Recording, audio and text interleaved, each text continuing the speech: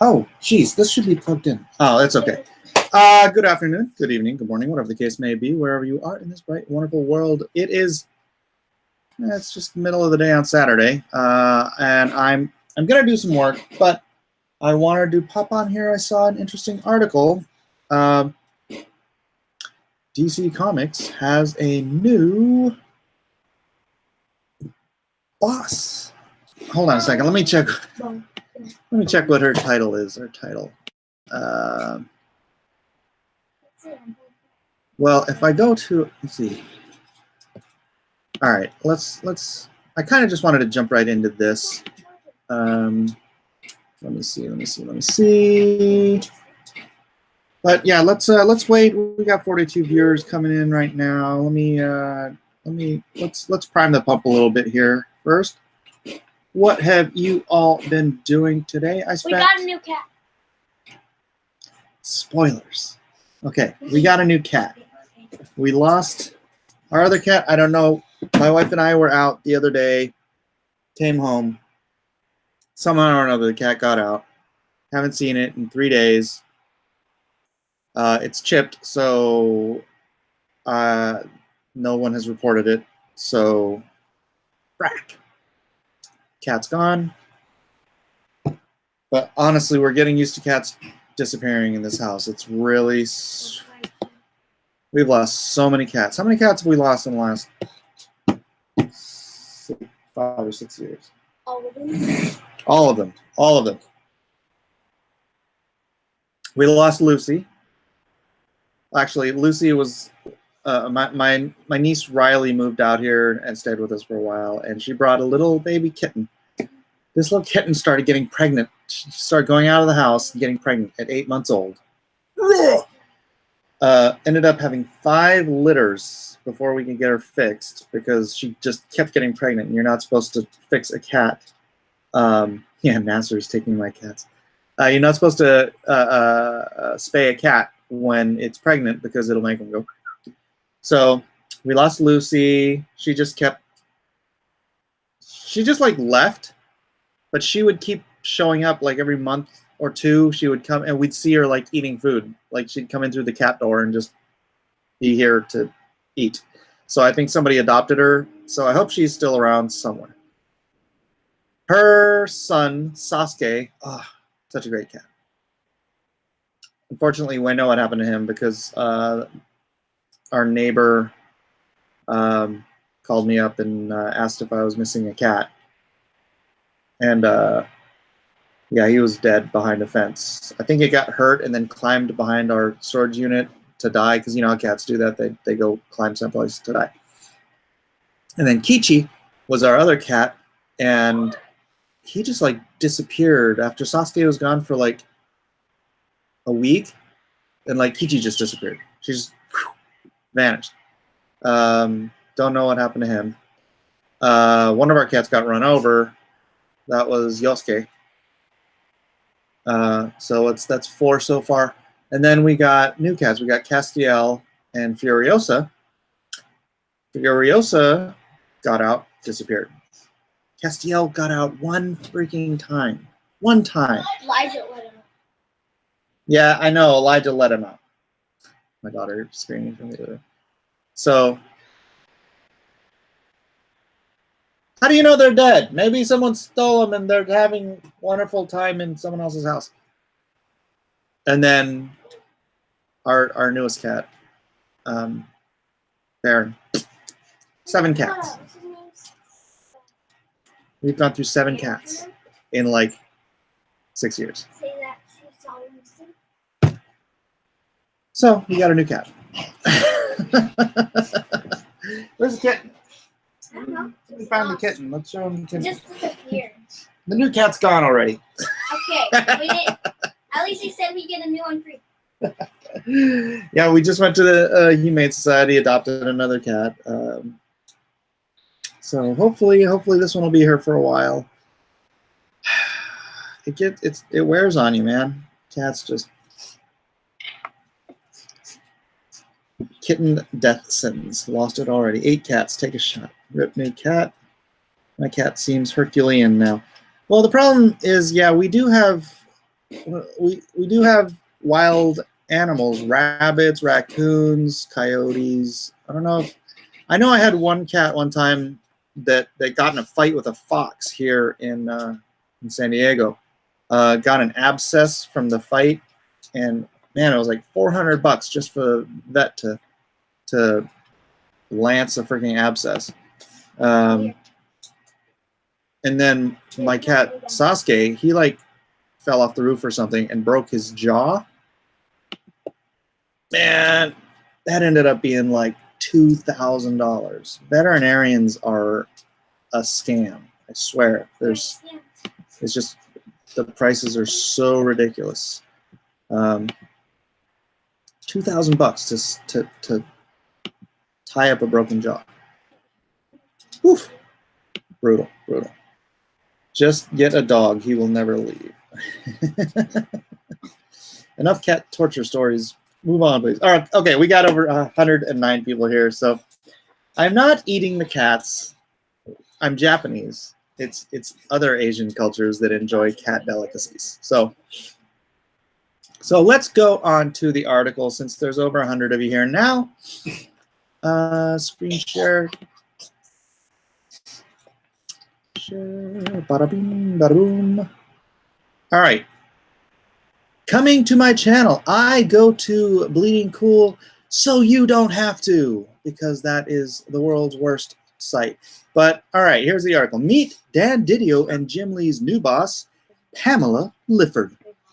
Once upon a time, DC Comics publisher and President Paul Levitz arranged to hide DC Comics in Warner's Research and Development Division.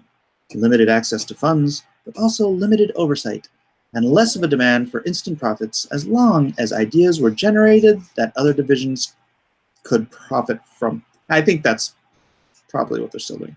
Then the Naughties happened and everything changed. The Naughties, what is the Naughties? I don't know what that is. Nazis. Does anybody know what the Naughties are? It sounds like something I should know. Paul Levitz was junked for Dan Didio, Jim Lee, and Jeff Johns. And ex-president Diane Nelson brought DC Comics into the spotlight at Warner's and gave it both access to investment, promotion, but also demanded profitability in its own right. Smart, obviously. And now DC Comics has been rearranged one more time. This is not great writing, I'm just going to say.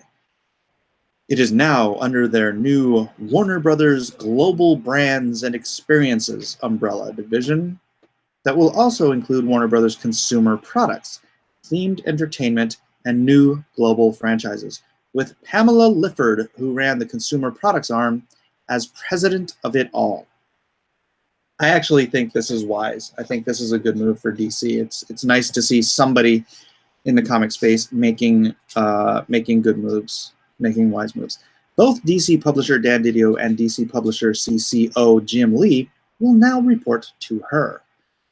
The quote is that Lifford will be working on, quote, all new fan engagement business opportunities, as well as working to align the current fan-focused activities of Warner Brothers consumer products, themed entertainment, and DC that lend themselves to next-level development.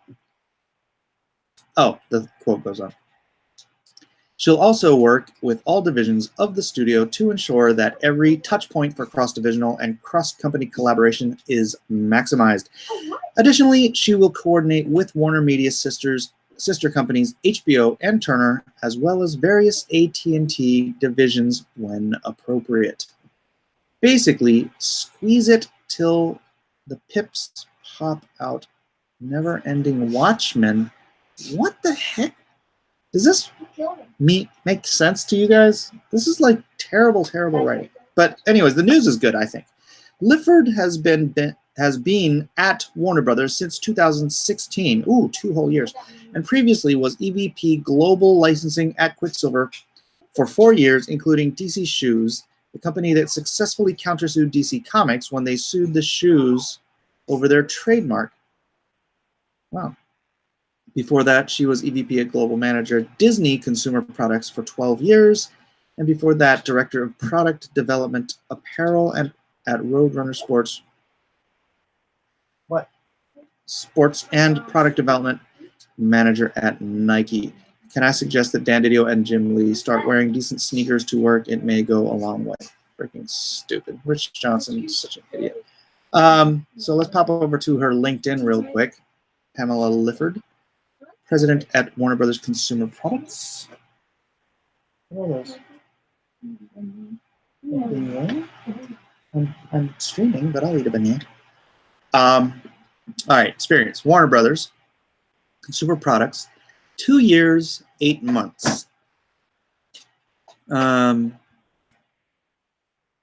Granted, that is not a lot of time at Warner Brothers, but if she has proven herself as skilled in her position and smart, looking for good avenues, good new ventures, and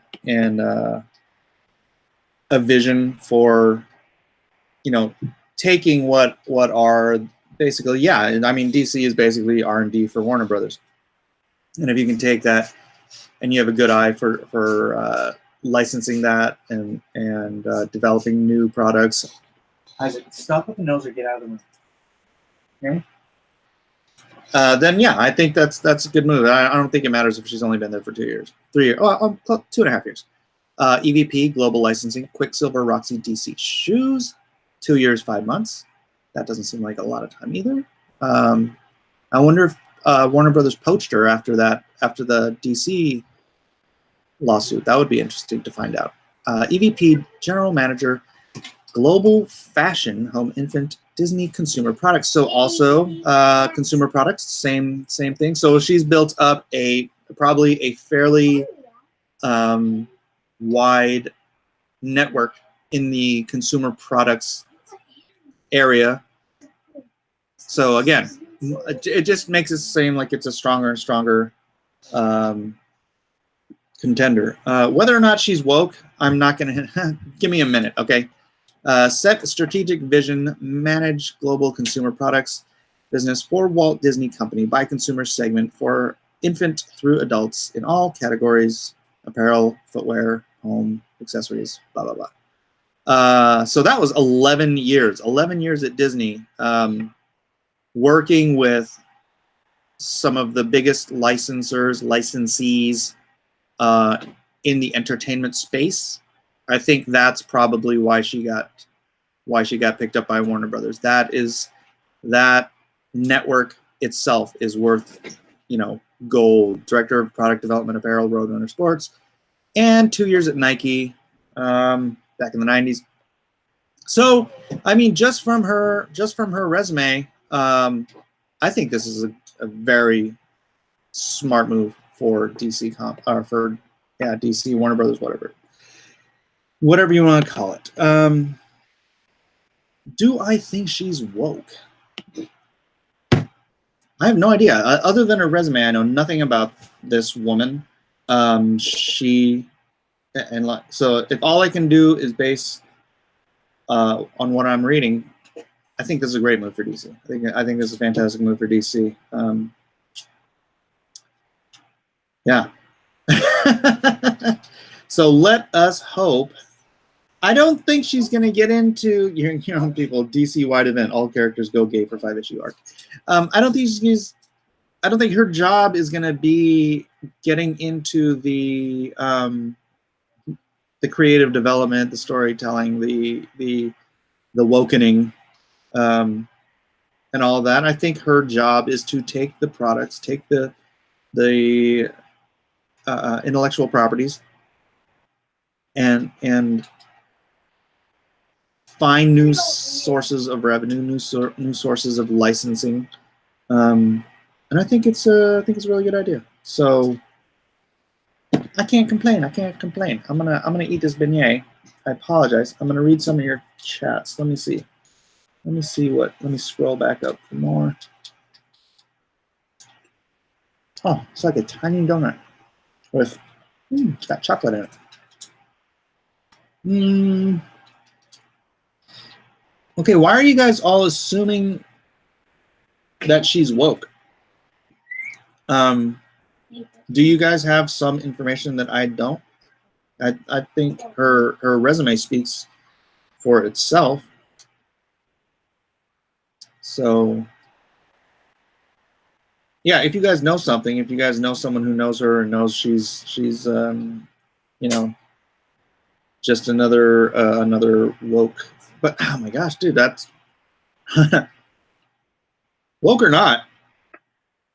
I got to say that's because of her resume. I think she's probably more about the business. So I mean, that's her job. Her job is not to craft stories. That is still publishing. That's still creative. It's just woke PTSD. Everyone just assumes everybody is. Oh, sorry, dripping chocolate.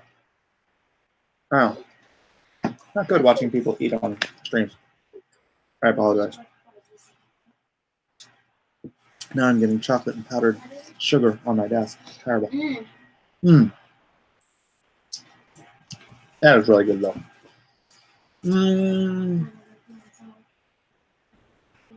The product will tell us. Actually, my licensing agent has a resume very similar. She was actually offered, I think, that job that she had at Disney. And I don't even know her politics. It's like the politics don't even enter into her job. Her job is to take product, take intellectual properties, and find sources of revenue. Did I clean my mouth with an ink rag? It's a napkin. Yes, there are a couple little ink splotches on it, but they're dry. It's okay. I can clean. I'm not Dirty Doug. Leave me alone.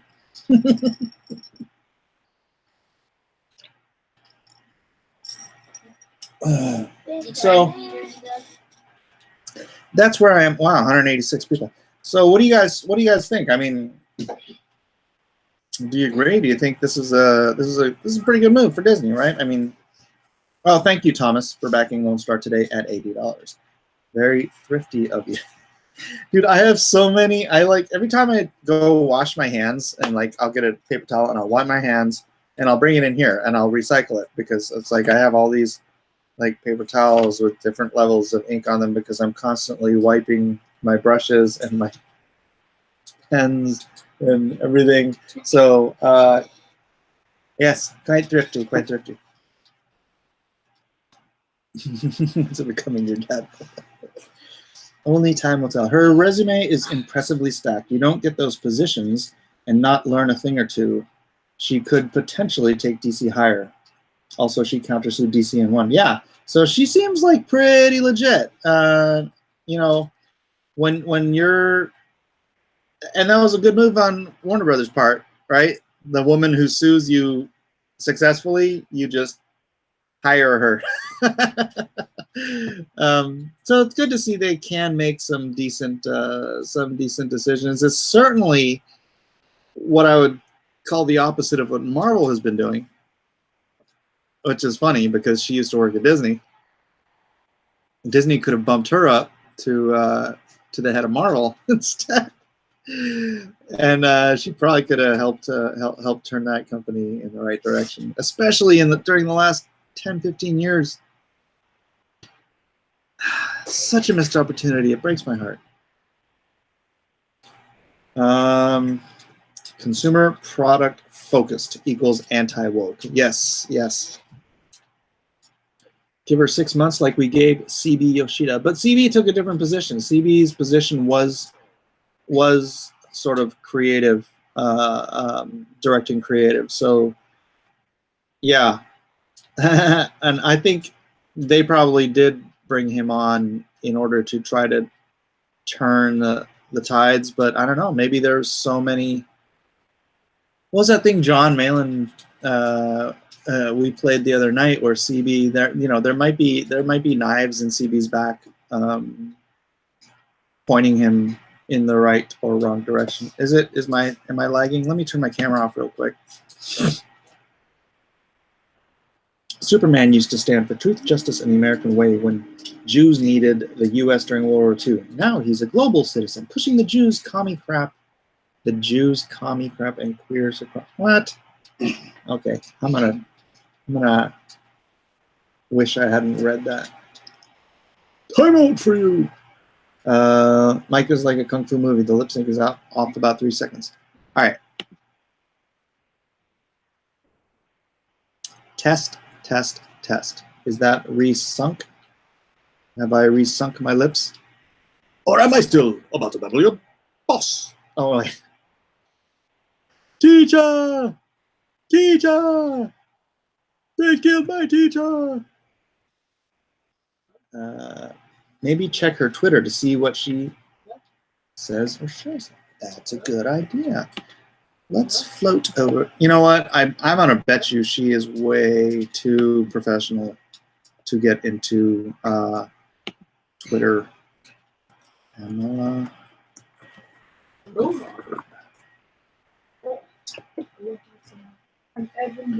Everybody has some Twitter sometime. That was a good idea, Rasmus, by the way.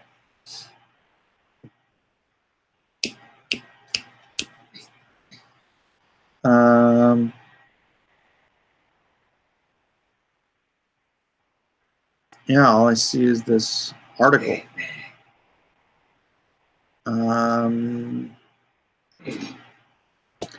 Does she have? Oh, let's see. Pamela Lifford.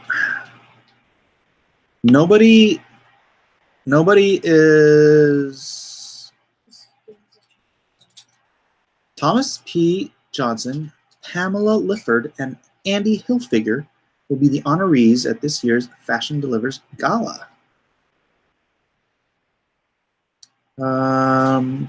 Fashion Delivers Charitable Foundation honors Disney Consumer Products Executive Pamela Lifford. Oh, these are old. I don't. Gosh, does she not even have a Twitter account?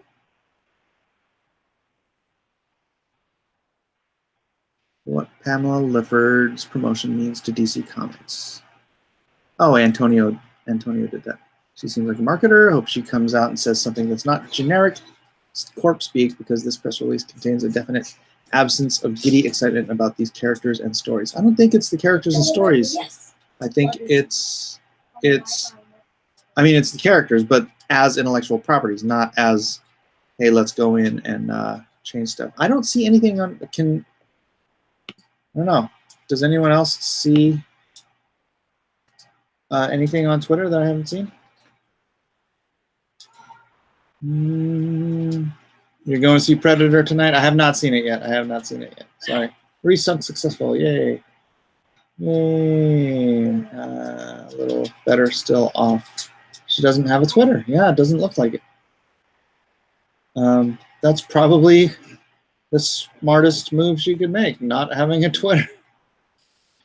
Well, I mean, she's barely even mentioned in anything else. I'm looking back, Pamela Lifford on Twitter doing a search, and yeah, there was like nothing. There was like the latest article and nothing since like 2014 or something, or earlier.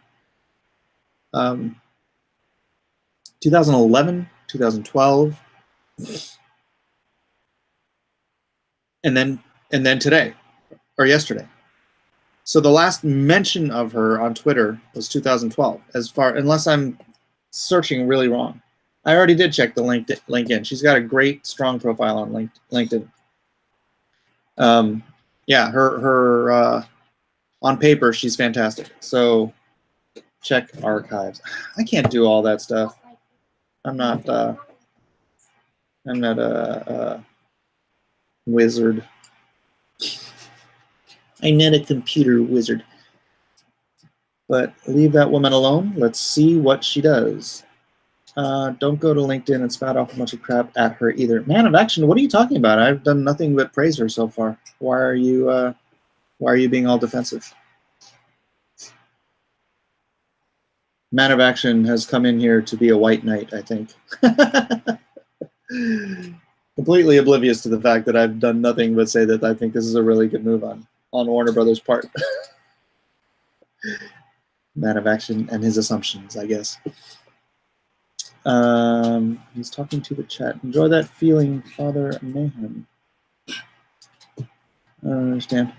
Absolutely not. It was a blast. You see the good Batman. His trunk's back. He's taking to the chat. Not talking to you, Mike. Oh, who are you talking to? Oh, is somebody being she's going to DC from Disney. Well, she wasn't. She was at Disney for 11 years, and then she worked for the DC Shoes Company, and maybe something between that. Let me see if I can. Yeah, she was at Quicksilver for 2.5 years, and then she went to Warner Brothers after she successfully sued Warner Brothers. So yeah, sounds good. Sounds good. Yeah, I think. Sorry for my assumption, Man of Action. I didn't know you weren't talking to me. Being bummed about the new Sandman titles, global brands experience. What does that even mean? In this context, it means that when you work in licensing, when you work in intellectual property management and whatnot, what makes you good at your job, what makes you successful, is the network that you've built over the years. Obviously, if you're at merchandising, if you're at Disney for 11 years, you're working for one of the largest entertainment companies on the planet, which means, which I mean, you guys know, you can go to Target and find, I don't know, probably close to 1,000 different pieces of merchandise that have been individually licensed out to all like different licensors,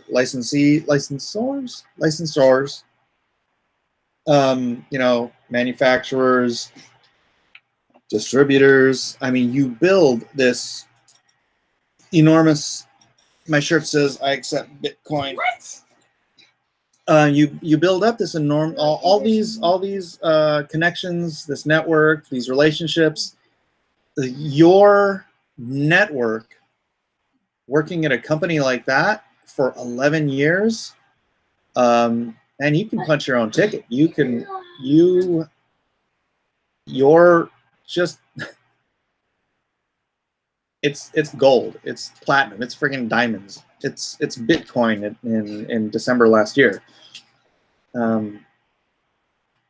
Yeah, so bringing that into Warner Brothers, and then having her focus now on DC in particular, I think this is gonna blow up.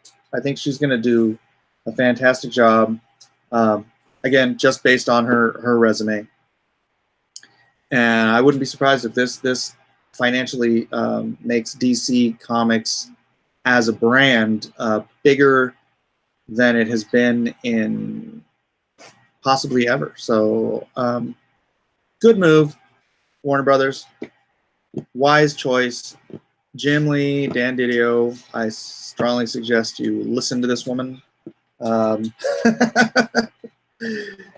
I get the strange feeling, yeah, this is going to be a turning point. So yes, and Bitcoin, I think Bitcoin is done tanking.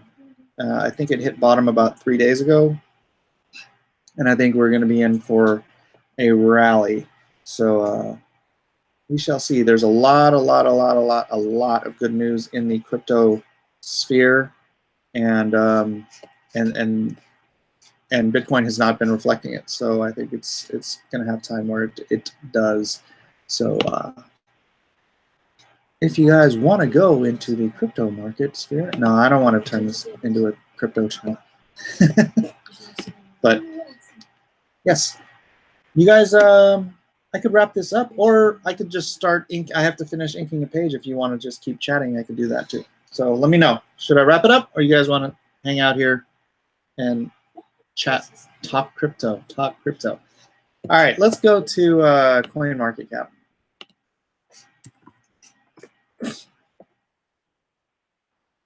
Let's see where the market is today. Da da da da da da. Keep going, please. Keep going. All right. Let me see if I can share this screen again.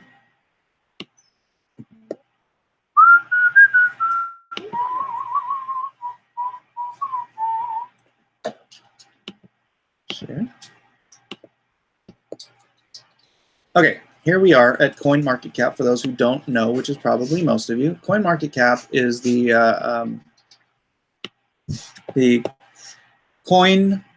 crypto market price aggregator for all the different crypto exchanges around the world, with the exclusion, I believe, of South Korea, because for some reason cryptocurrency is like huge in South Korea, and so the prices were actually higher there, and they were skewing the rest of the global market. So I think unless they've brought it back in a while ago, they removed the South Korean market from CoinMarketCap's aggregate price index.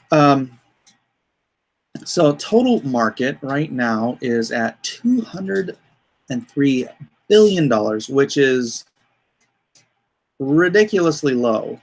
But like I was saying, I think about 3 days ago it hit bottom, or at least Ethereum did. I don't actually own Bitcoin. I'll take it if you want to give me some.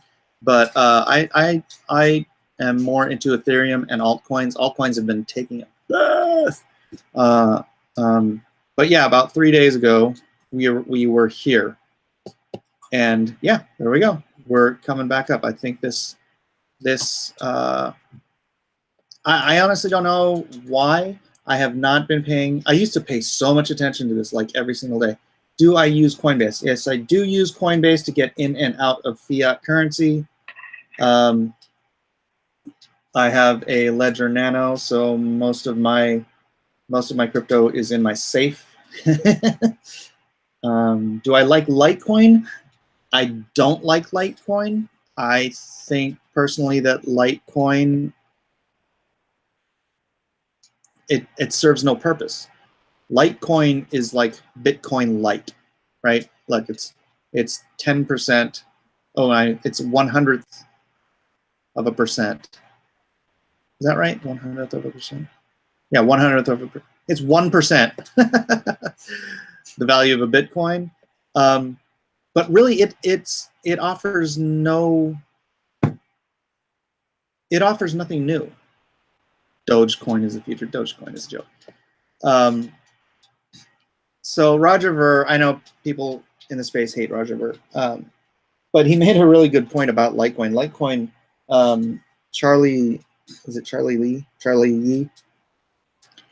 He tinkered with the Bitcoin code for 4 hours and created Litecoin. So it's literally just cheaper, faster Bitcoin. But if you're looking for cheap and fast, there's way cheaper and way faster coins than Litecoin. Litecoin's only advantage, in my novice opinion, is that it's on Coinbase. And that's why it gets so much attention. I mean, what did they put? They just put Ethereum Classic on Coinbase. And oh, who's there? What's going on, Mike? Oh, is that Critias? Yeah. Yeah, you're not allowed on my channel either. And I was watching you talking crap about me playing video games, man. It was Flash and Nasser. Oh, you're just gonna throw Nasser under the bus. I see. I gotta do it, man, because they just say, "Hey, you want to jump on the stream?" I said, "Yeah." So I jumped on, and I was like, "What you guys are doing?" It's like, "Oh, we're streaming, Mike. We're trying to snipe his stream." I was like, "Oh, okay." I gotta clean my hands like Plate did, you know. Yeah. You know anything about cryptocurrency? No, I all I knew is that when it first came up, things like what 2010 or somewhere around there, it was pretty cheap, and I wanted to get in on it, and then I didn't do it because I thought it was gonna go nowhere, and then I'm seeing people getting rich off of it. Yeah, you missed the boat, I guess. Yeah. Actually, you know what? It's really low right now historically. I mean, if we go to a here, let me grab a graph here. Try to open another window up. All right. Yeah, it was just there watching you, you know, getting sniped by these other players. Yeah, you guys were trying to snipe me. I was just getting sniped by everybody else. Oh man. So what you got planned for today? Well, I was planning on finishing inking page 41. Okay. And then somebody noticed that I was wearing an I accept Bitcoin shirt. They wanted me to start talking about cryptocurrency. Did you chill chat? I am a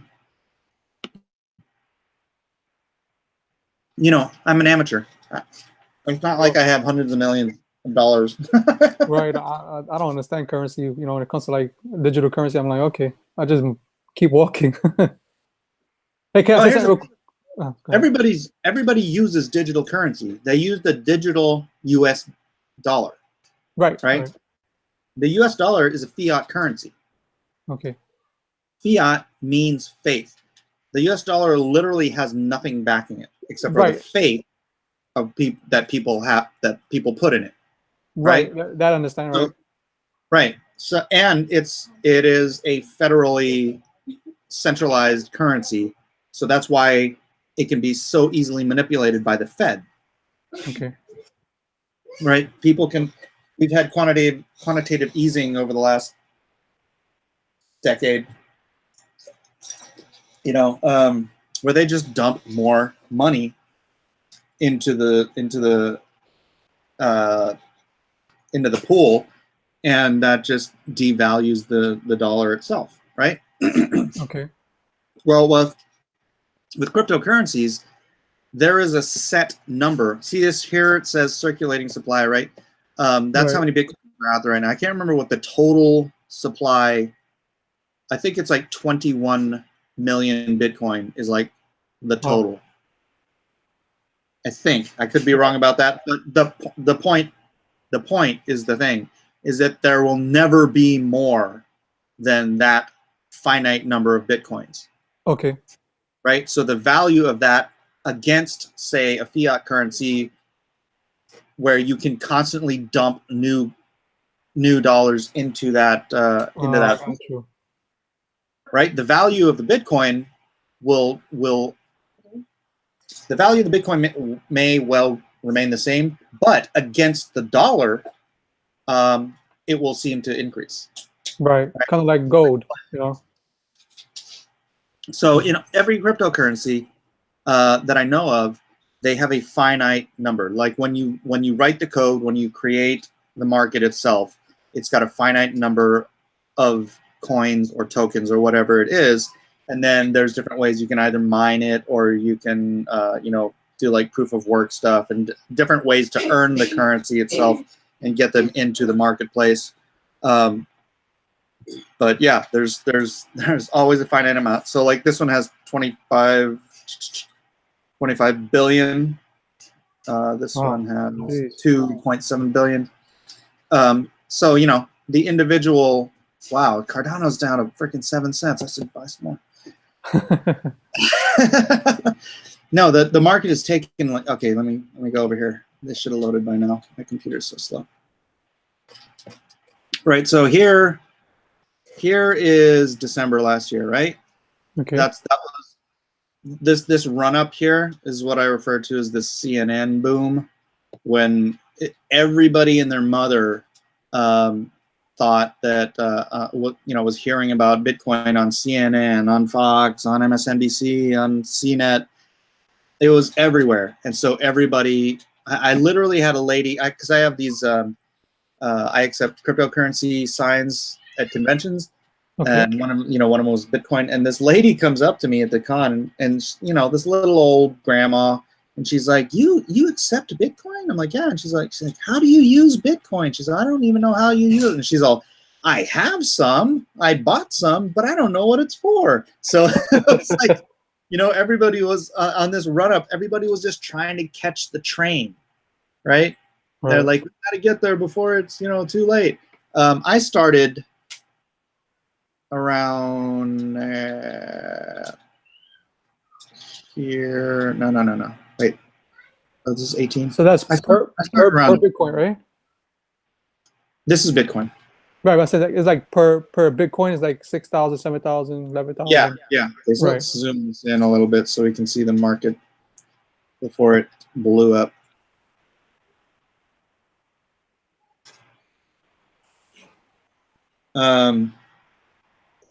Oh, guys, is Mike reading the comments? Sorry. Let me see.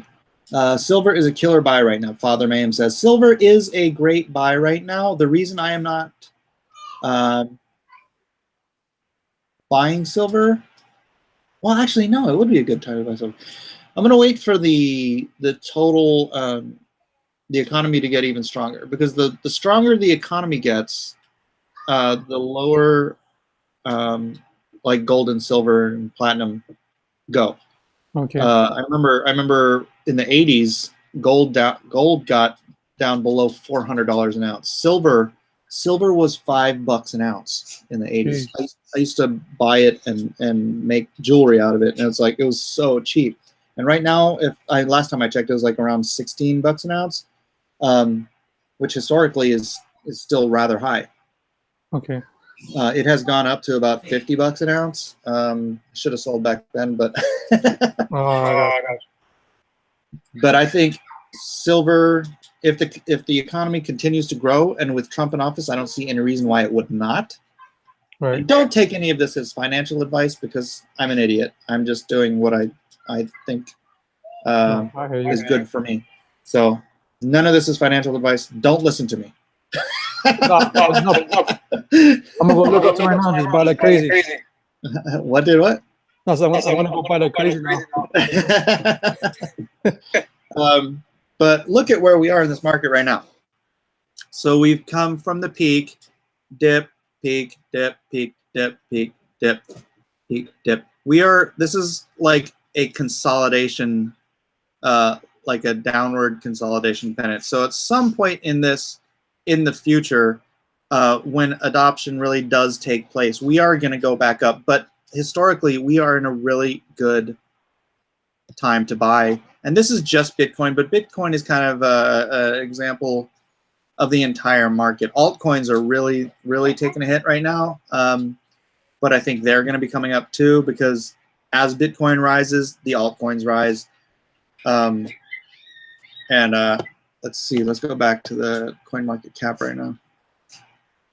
So let's see, we've got Monero, Cardano, Dash, IOTA, Tron. Ooh, Tron's down to 2 cents. Yeah, that's a good deal. Good deal. Tron has its own mainnet now, which means it has its own, like a lot of these are called ERC20 tokens, which means that they are tokens derived from the Ethereum platform. Okay. Like Ethereum, I got into Ethereum because I was hearing about Bitcoin, and then I heard about Ethereum, then I went and researched it, and it's like Ethereum is like Bitcoin only serves as a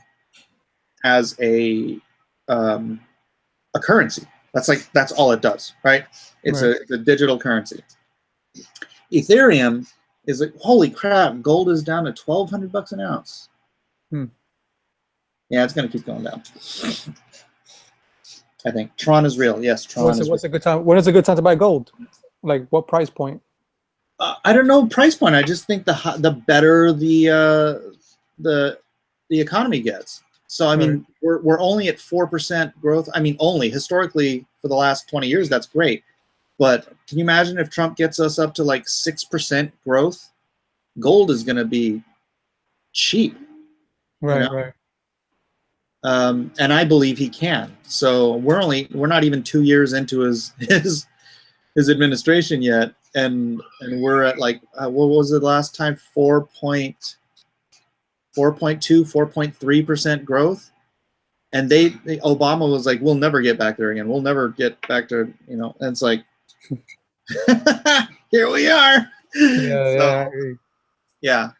So what I was saying is Ethereum came out, and what they did was they built their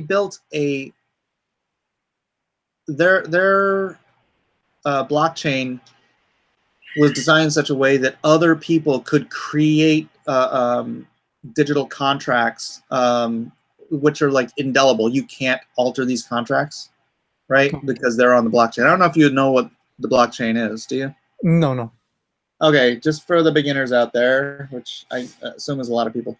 Blockchain, it's a distributed ledger technology. So whereas in a regular bank, you have like one ledger at a central bank, and they can change, manipulate whatever they want at any time, but you trust that they won't. Right. The ledger on a blockchain is stored on every masternode computer that runs on the blockchain. So you can literally have thousands of computers, all of which have the same information on them all around the world. So that, and you know, whenever you enter a new transaction onto the ledger, it updates all of the ledgers on the distributed ledger around the world. So it's like, it's you can't change it, right? It's immutable. It's immutable information going on the blockchain, which means it's great for things like contracts. It's great for things like, you know, real estate. It's great for I mean the uses. I mean, you ask anybody in the technology realm, blockchain is the future. It's like the next iteration of the internet. Okay. And cryptocurrency is the digital valuation of that technology. And when people say, you know, oh, I don't trust cryptocurrency, I'm like, dude, I guarantee you use cryptocurrency every day, but you use it. It's not cryptocurrency. It's digital currency. You use your credit card. You use PayPal, right? You use all of these services. You never see the money. There's no money anywhere. It's just ones and zeros being transferred from one account to another, and somebody in the middle is taking a slice. Exactly. Middleman. Yeah, right. So, like, for example, I've paid people in Europe before, and I have to go through Western Union, or I have to go do a bank bank wire transfer, and you know, to send like $2,000, it might cost me $60 to $100, right, to send that kind of money to someone in Greece. Right. I sent my niece $2,000 in Litecoin, and I believe it cost me 18 cents. What? Yeah. So that's that's the functional value of being able to transfer digital currency on a global distributed ledger. Wow, that's awesome. Yeah. So yeah, so Ethereum built this different kind of blockchain where other people could create tokens rather than coins. Like Bitcoin is a coin, Ethereum is a coin, but you could create tokens using their ledger technology to create your own tokens. And like let's see, I think, no, not Stellar, is it Tether, Monero? Trying to think. Tron used to be a ERC20, which is an Ethereum token, but they split off and they created their own blockchain. So now they are their own decentralized blockchain. So these ones where you can create, you have your own blockchain where you can also allow other people to build contracts, networks, services, anything using your blockchain. These are like individual marketplaces where people can, you know, will be able to build their internet of the future on your. It's kind of like an ISP, I guess. It becomes a market provider for the blockchain. Okay. So Bitcoin is the only one I trust. you've been doing this for a while because you have a lot of understanding how the way it works. Yeah, I've been paying. I used to pay a ton of attention, but for the last few months, and the market was coming down, and I'm just like, you know what? I'm not going to stress about it. I'm just not going to think about it. I don't have any money to invest, so I'm not going to sit there and think about things I'm missing out on. Right. No. Oh, and here's interesting. Ledger Nano. I believe Ledger Nano is the cryptocurrency that Twitch uses. So when you're on Twitch, you can buy and tip people with Nano. Oh, okay. So you know, it's like going on. What's that game you use where they have their own currency? Okay, so you go on Roblox, right? Kids use Roblox all the time. They have they have an in-game currency that people can use to transfer. It's a digital currency, but it is only viable within the Roblox space, right? If Right. Roblox said, well, gosh, you know, we're doing this anyway, why don't we switch over to Omi's Go, right?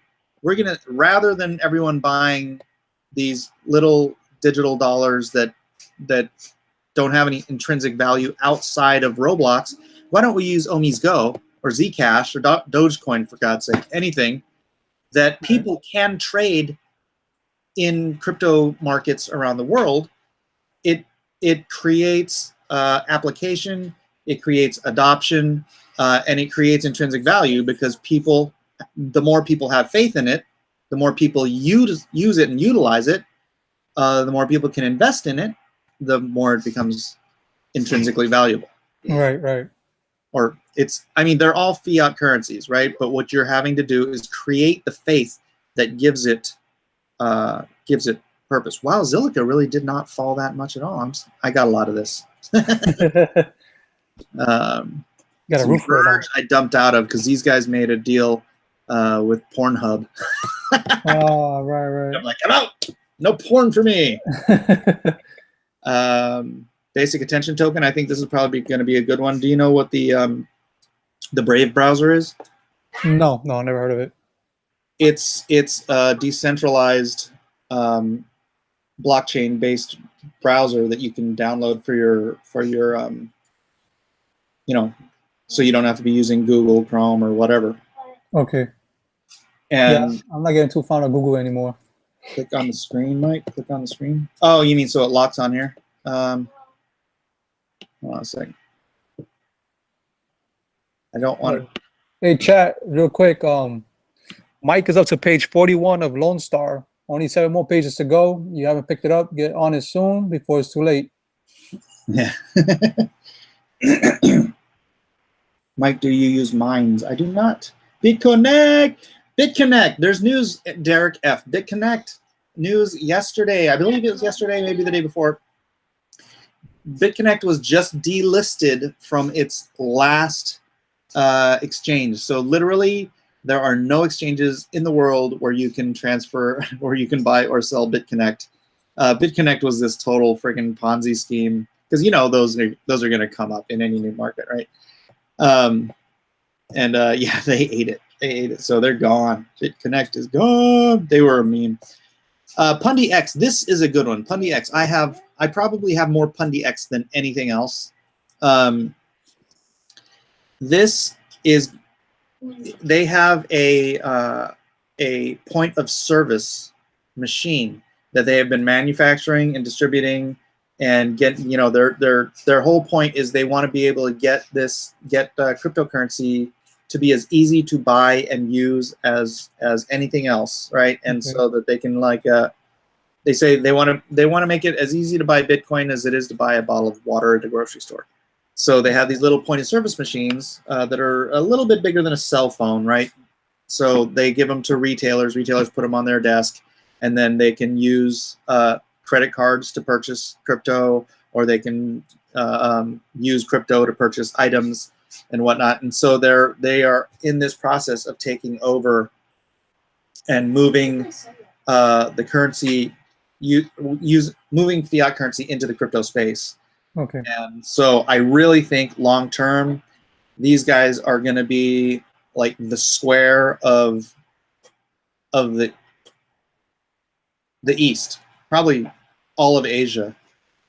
Like Right. the guys that run Square, the guy that owns Square, he's very positive on cryptocurrency. So at some point, I think that Square is going to come out with their own point of service machines, and they may take over the Western hemisphere, but it'll be a battle because Pundy's already got their foot in the door in South Korea, Singapore. I think they're probably going to be moving into Japan. They always have good news coming out. I'm surprised it's only 1.5 cents right now.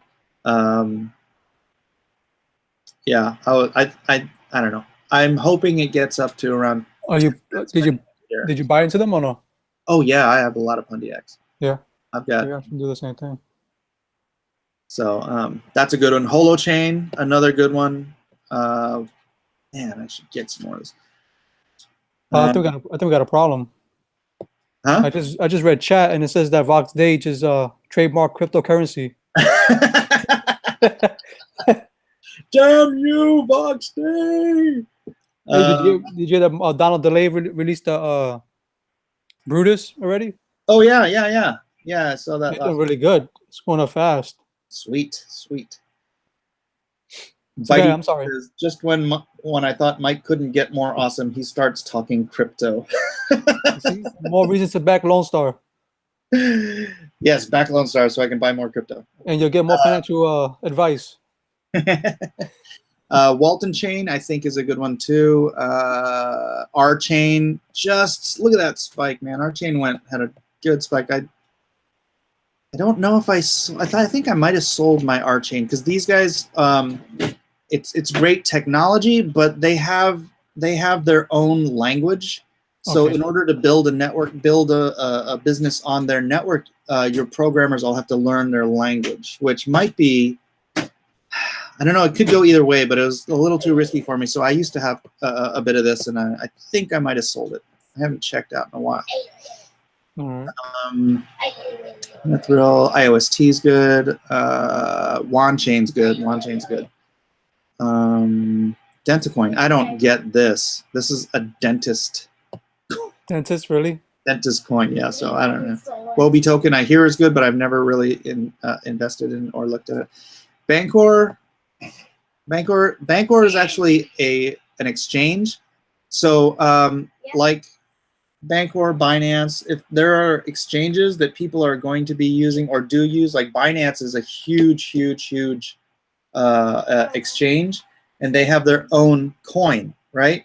And so if you use Binance coin in order to make your transactions, you actually pay less, 50% off on your transaction fees. So there's a value in holding Binance coin. And so because of that, it'd be like owning stock in Walmart, right? Because people are going to use Walmart to buy their products. Well, people are going to use Bancor. People are going to use Binance. People are going to use Coinbase. But Coinbase doesn't have its own coin. So those are smart ones to check out, get into if you go that way. Funfair is a gambling token. I had some of this, but I moved out of it a while ago. 10x, that's a good one too, but I don't have any. I can't. There's so many. I can't get. There's like 1,600. Right. So the one with the less circulating supply is the one that go for more usually, right? Well, it can have less circulating supply, but if it doesn't have value in the real world, it's like Dogecoin, right? This Dogecoin is a joke. Dogecoin is literally a joke. Right here, Dogecoin. I mean, if you look at, if I clicked on this, you'd see there's literally just a picture of a dog on the coin. It came out as a flipping joke. I kid you not, and people invested in it. Oh yeah. Oh snap! It's worth half a penny right now, but people have invested $719 million Jeez. in a joke. If at some point they ever decided to do something with Dogecoin, like something related to say Petco, or if Dogecoin approached Petco and said, "Hey, can we make a partnership and you guys start taking Dogecoin?" Then it would have real value. It would have real world application, which gives it inherent value.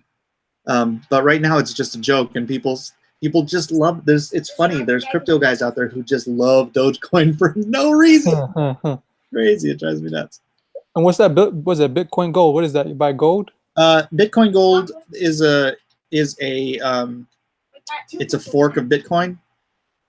Okay. A fork is when, so like I was telling you how it's on a decentralized network, right?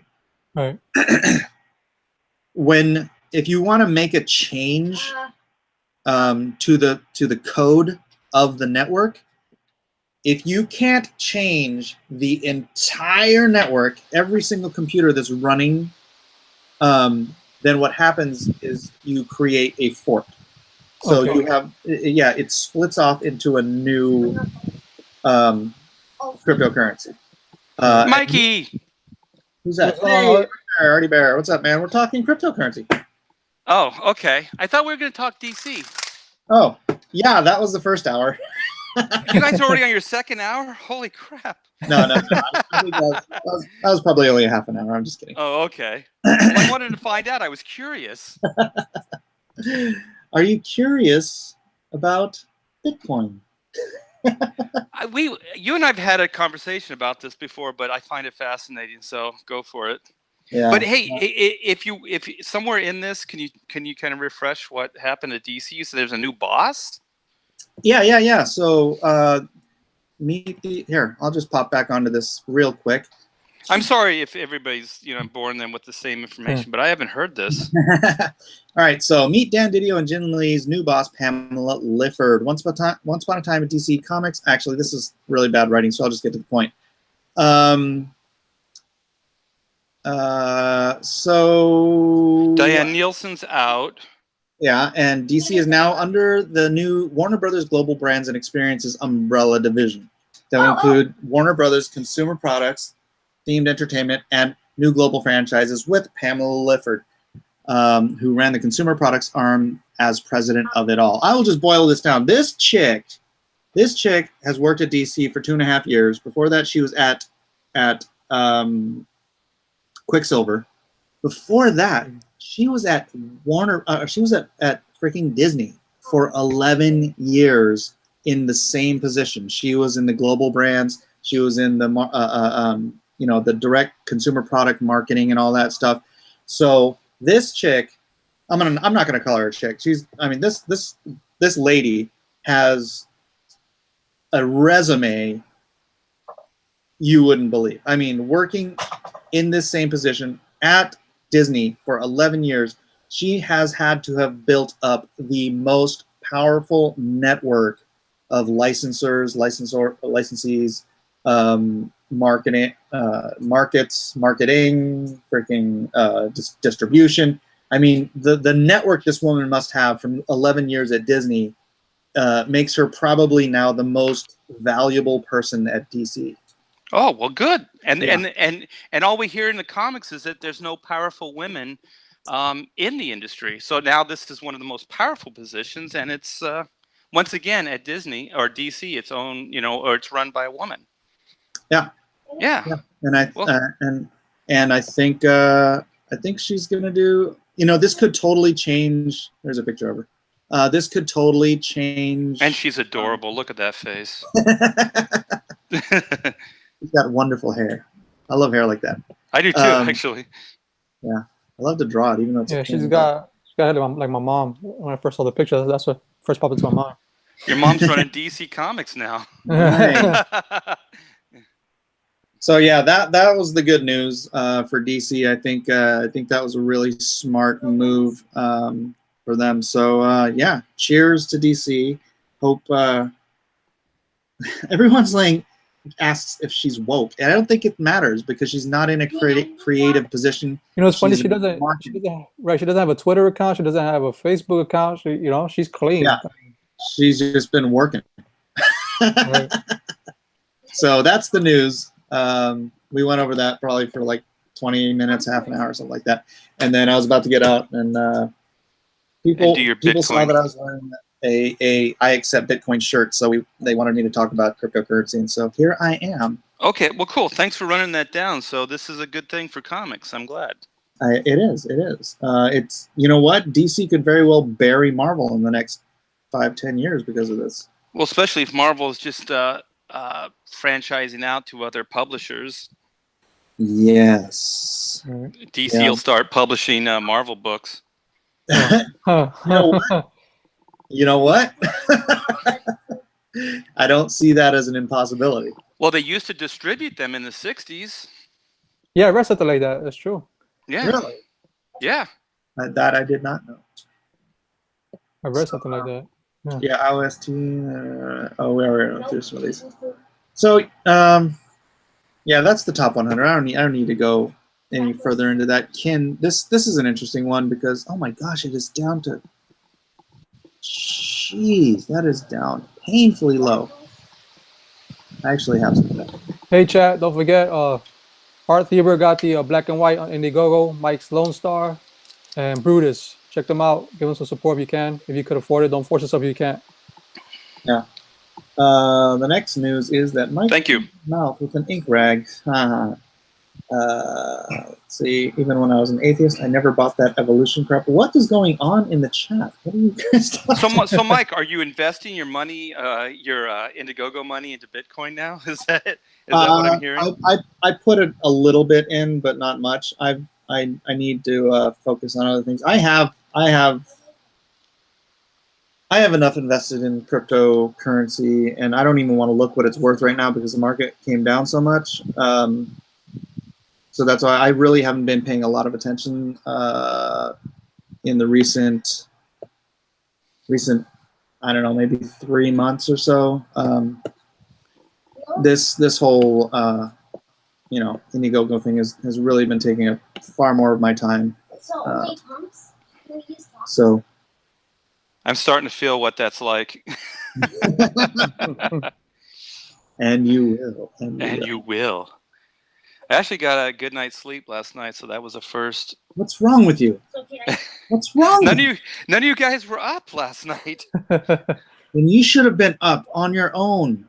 I think I did three different videos yesterday. So. Yeah, but your videos were like 10 minutes, Art. No, not all of them. Well, I'm sorry, man. I can't talk for like 2 hours like you do. Dude.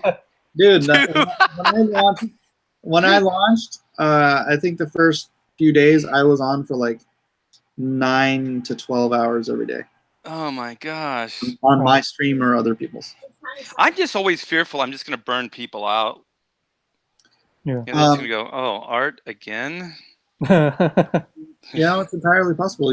My throat hurt. I was talking so much, my freaking throat hurt. But I was like, this time is precious. This time I have to reach whoever I can, whenever I can, wherever I can, and I was just like hustling it, man.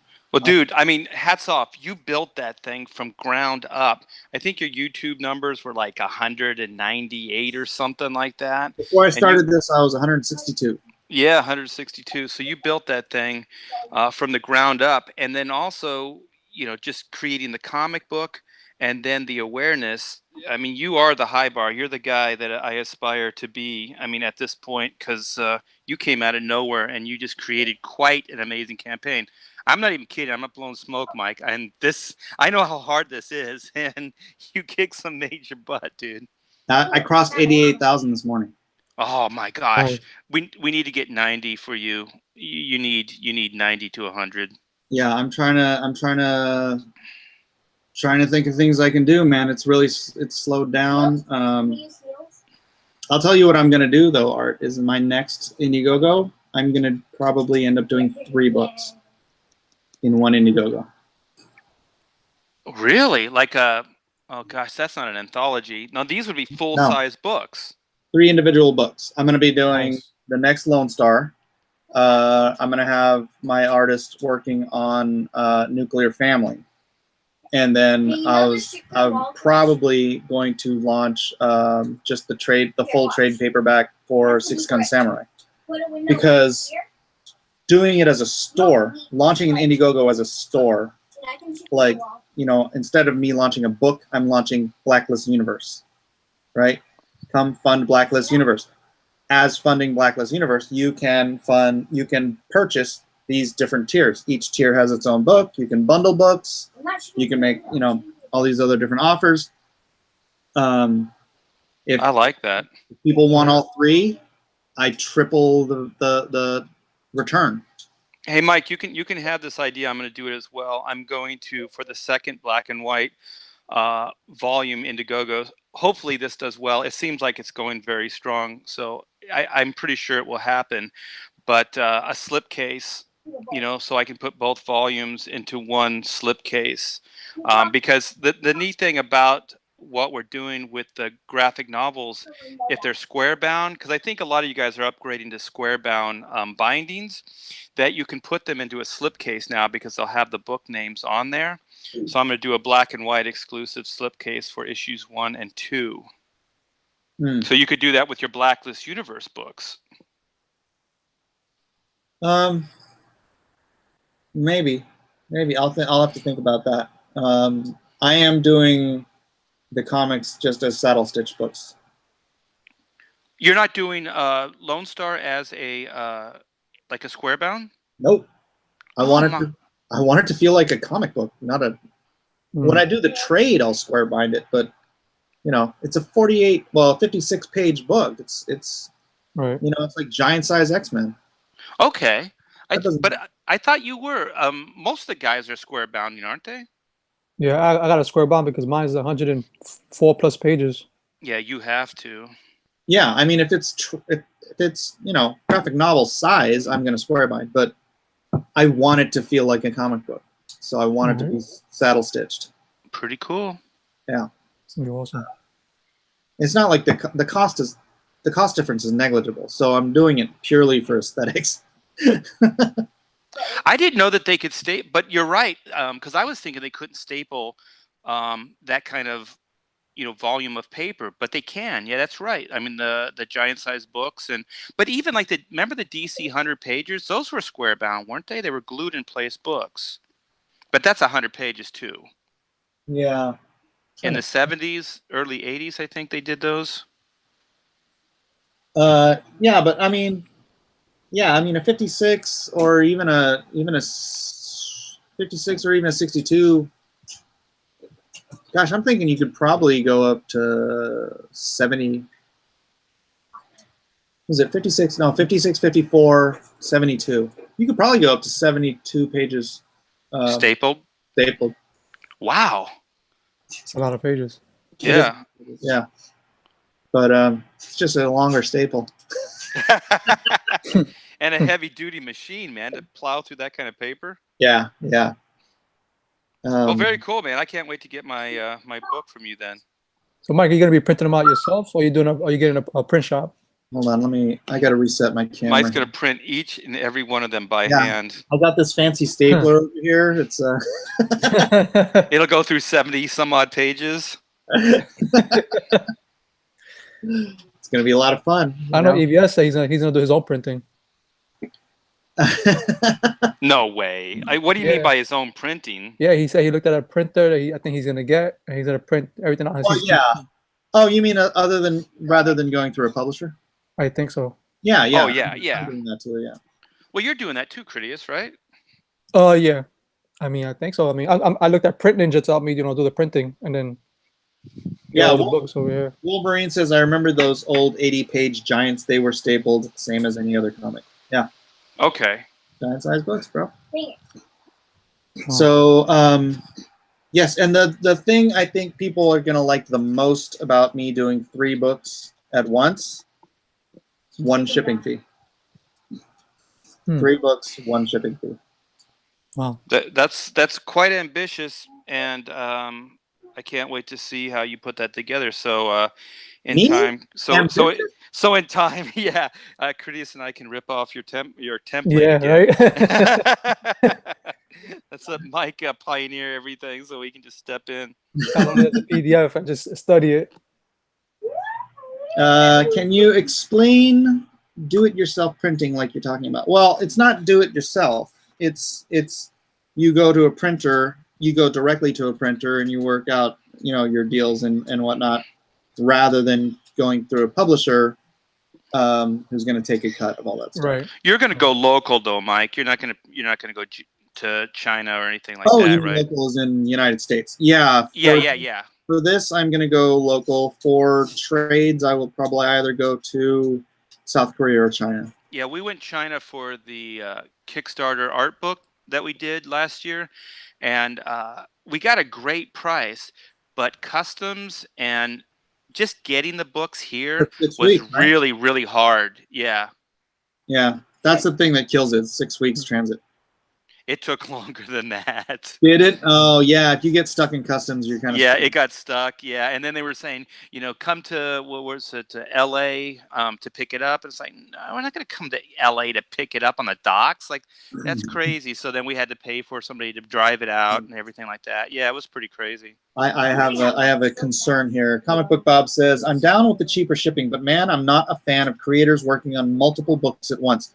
It seems hard to get your best when you're so spread thin. Comic Book Bob, I will be quiet. Okay. I will only be drawing Lone Star. I will be writing Nuclear Family. I have another artist team on that.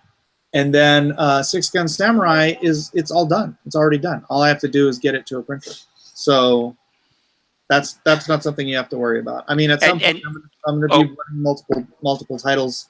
I'm only ever going to draw one book myself, anyways. So Nuclear Family is going to be more of a cartoon look anyway, right? Is that the look that you were going for?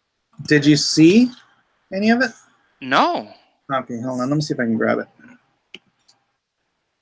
Because I know you compared it to like animation, like The Incredibles and some of that stuff. So I thought maybe it was going to be animation style. No, but it is going to be a less detailed style. But let me grab this guy real quick. You guys talk amongst yourselves because how slow my computer is. So Critias, where's your book at right now? Well, I already finished the script. I'm just doing the rewrites to make sure. I'm trying to tighten up everything, and then I'm trying to get somebody who can read it and get some opinions and maybe change some scenes around or anything. Well, my wife's an editor, so if you need a fresh pair of eyes, I'm sure she would gladly look it over and find anything in there. She worked for Northrop for years and years, and she wrote policies and procedures, so she knows her stuff. Okay, that'd be great. That would definitely be great. Yeah. But where's your Indiegogo at? Right now it's at I believe 51. Ooh. Yeah, it's doing pretty good. Nice. Yeah, I actually got Cecil to see if he can do. Oh, you cut out. I heard Cecil to do promo to do a promo. Oh, cool. Yeah, he's gonna do it. I'm trying to get him to do it as Robbie Rectum. Rectum? I didn't even know him. Yeah. So hey, can you do Robbie Rectum as my promo? It'd be cool. Oh my gosh, the fan base we are creating here. Yeah. It's all over. I did it because people like Robbie Rectum, so I figured it'd be fun just to have them see him promote it. Oh, who doesn't like Robbie Rectum? Did you see what he pulled out of his rectum the other night? Yeah.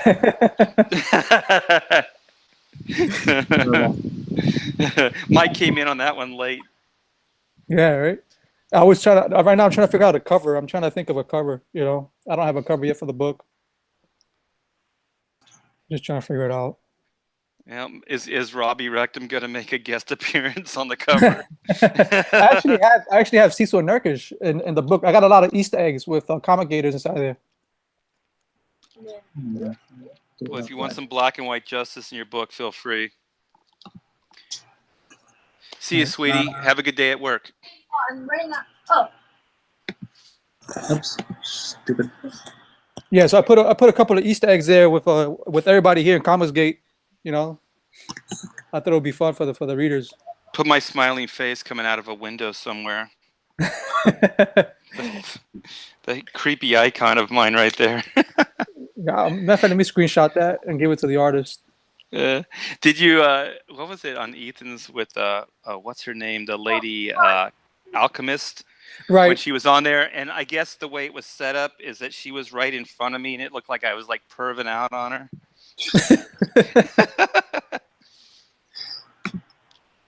I never thought of that as a creepy look, but I guess in that context. Oh my gosh, is this the book, Mike? This was the first. This is actually his like loose inks. This is the first draft. I couldn't get the second draft open because I meant the Garbage Human has way too much anatomy on here. I wanted him to be more like just garbage. So yeah, he's gonna go in and do tighter inks on this. But these are the layouts, the breakdowns. These are pretty tight layouts. This is Yeah. incredible. Yeah. That's Yeah. really nice. So he drew the girl too old here. She's Oh my actually gosh, it's a great shot. Look at that. 10 years old. Yeah, so the Oh, yeah, 10-year-old look at version looks good too. Hopefully you can see that. But you can see some of his other stuff, which is how I ended up hiring him. He kept sending me artwork. I mean, look Wait at a this minute, guy. was that a page from your book, or is this his sample? Yeah, the first two were mine. Wow, that page Hmm. alone where she's cracking that bike in half, Yeah. that thing's gonna sell books right there. Yeah, so she's actually, like I said, they actually drew her too old. So the actual character is 10 years old, and she's the powerhouse of the team because she can manipulate mass. So she can jump into the air weighing a gram, and then convert herself into something that weighs a ton and smash through things. So mastering her ability, she's going to be like super overpowered.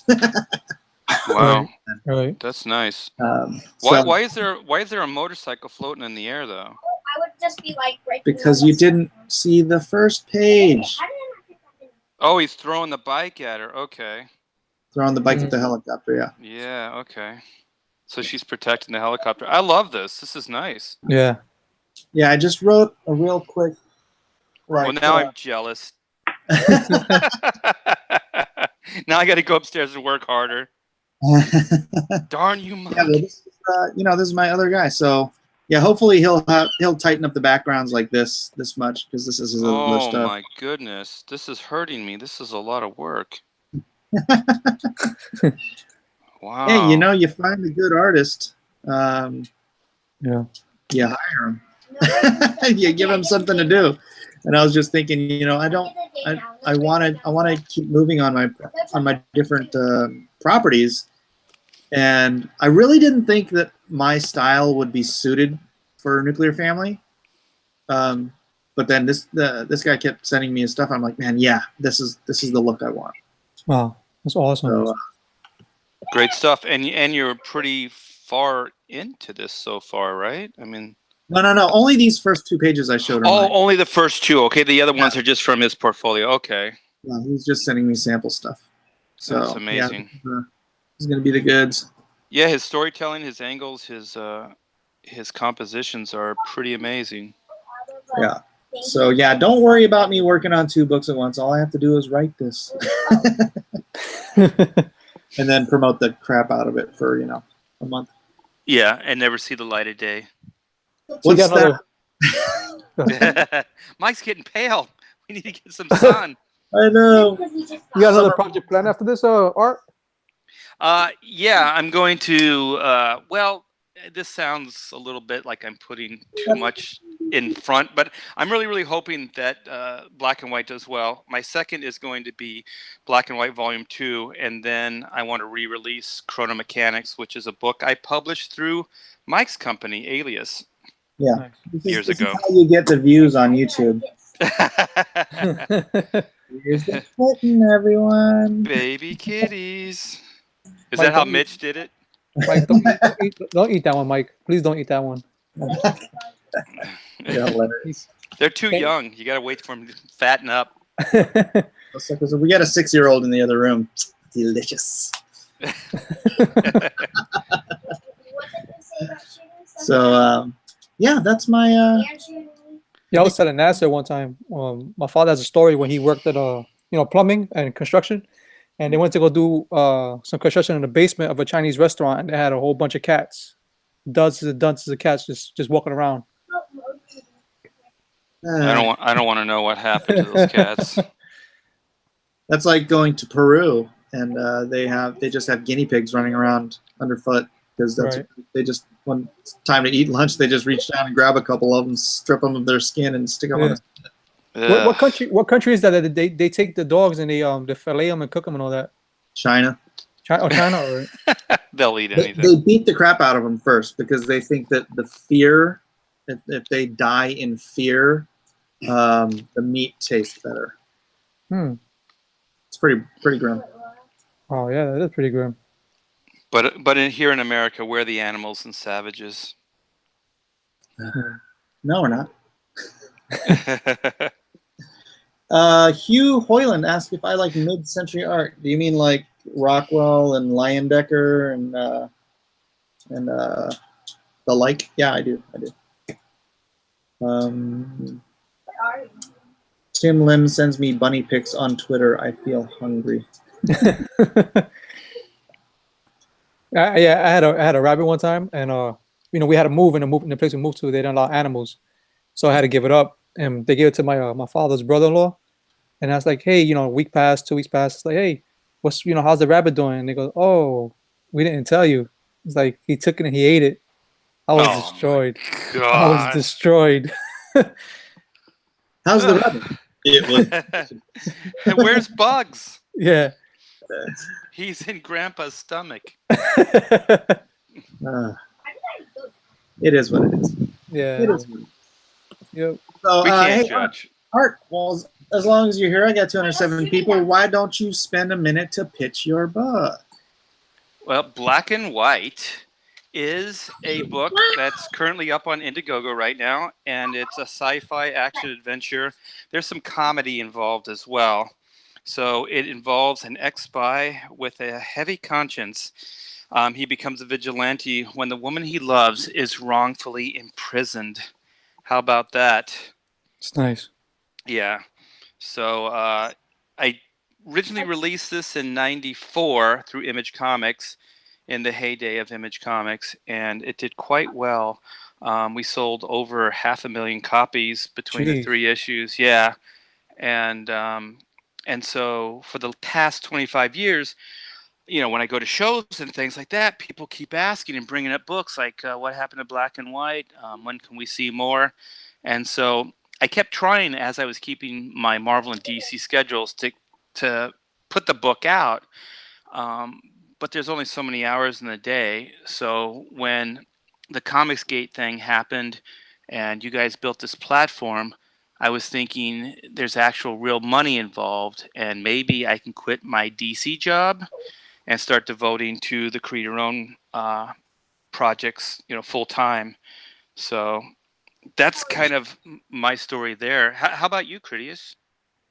Me, I just only published a children's book. I don't really have a good. Okay, so no Marvel, DC I background? no, not at all. I'm actually a self-publisher for a children's book. I did it by myself in 2014, and then I've been writing for movies, but not like I haven't gotten any success through that, But I did get a chance to rewrite the Wraith, and I just hit a point of depression, so I stopped writing. And then after watching EVS stream, I decided to take writing again, and then I opened up this old story that I had from when I was going to college, and it was a comic book story, and I just decided to run with it, see what happens. So you're a screenwriter by trade, or what do you do? Yeah. I was trying to make it a career to screenwrite, and it wasn't working out. One of my scripts caught attention from Amazon Studios and Warner Brothers and whatever, and it didn't get optioned. I did And so that not. was disappointing. So then I tried to reach out to this guy named Mike, and he's the one who owns the copyright to the Wraith from the '80s with Charlie Sheen. Right. Right, and I asked him, can I have permission to rewrite the Wraith? I won't disappoint. And he said, all right, yeah, go ahead. And when you finish, show it to me. I got the connections, and I'll get you in. But like I said, I hit a point of depression. I just couldn't finish it. So do you live here in LA in No, California? I originally came from New York, and I moved down to Florida. Oh, okay. Do you have a literary agent? You have a Hollywood agent? No, none at all. Not at all. I've been doing everything through contests and reaching out to people and then sending emails, doing cover letters and all that stuff. Hey, maybe you could get him contacted Platinum. All right. You need to be nice, Mike. There's nothing wrong with Platinum.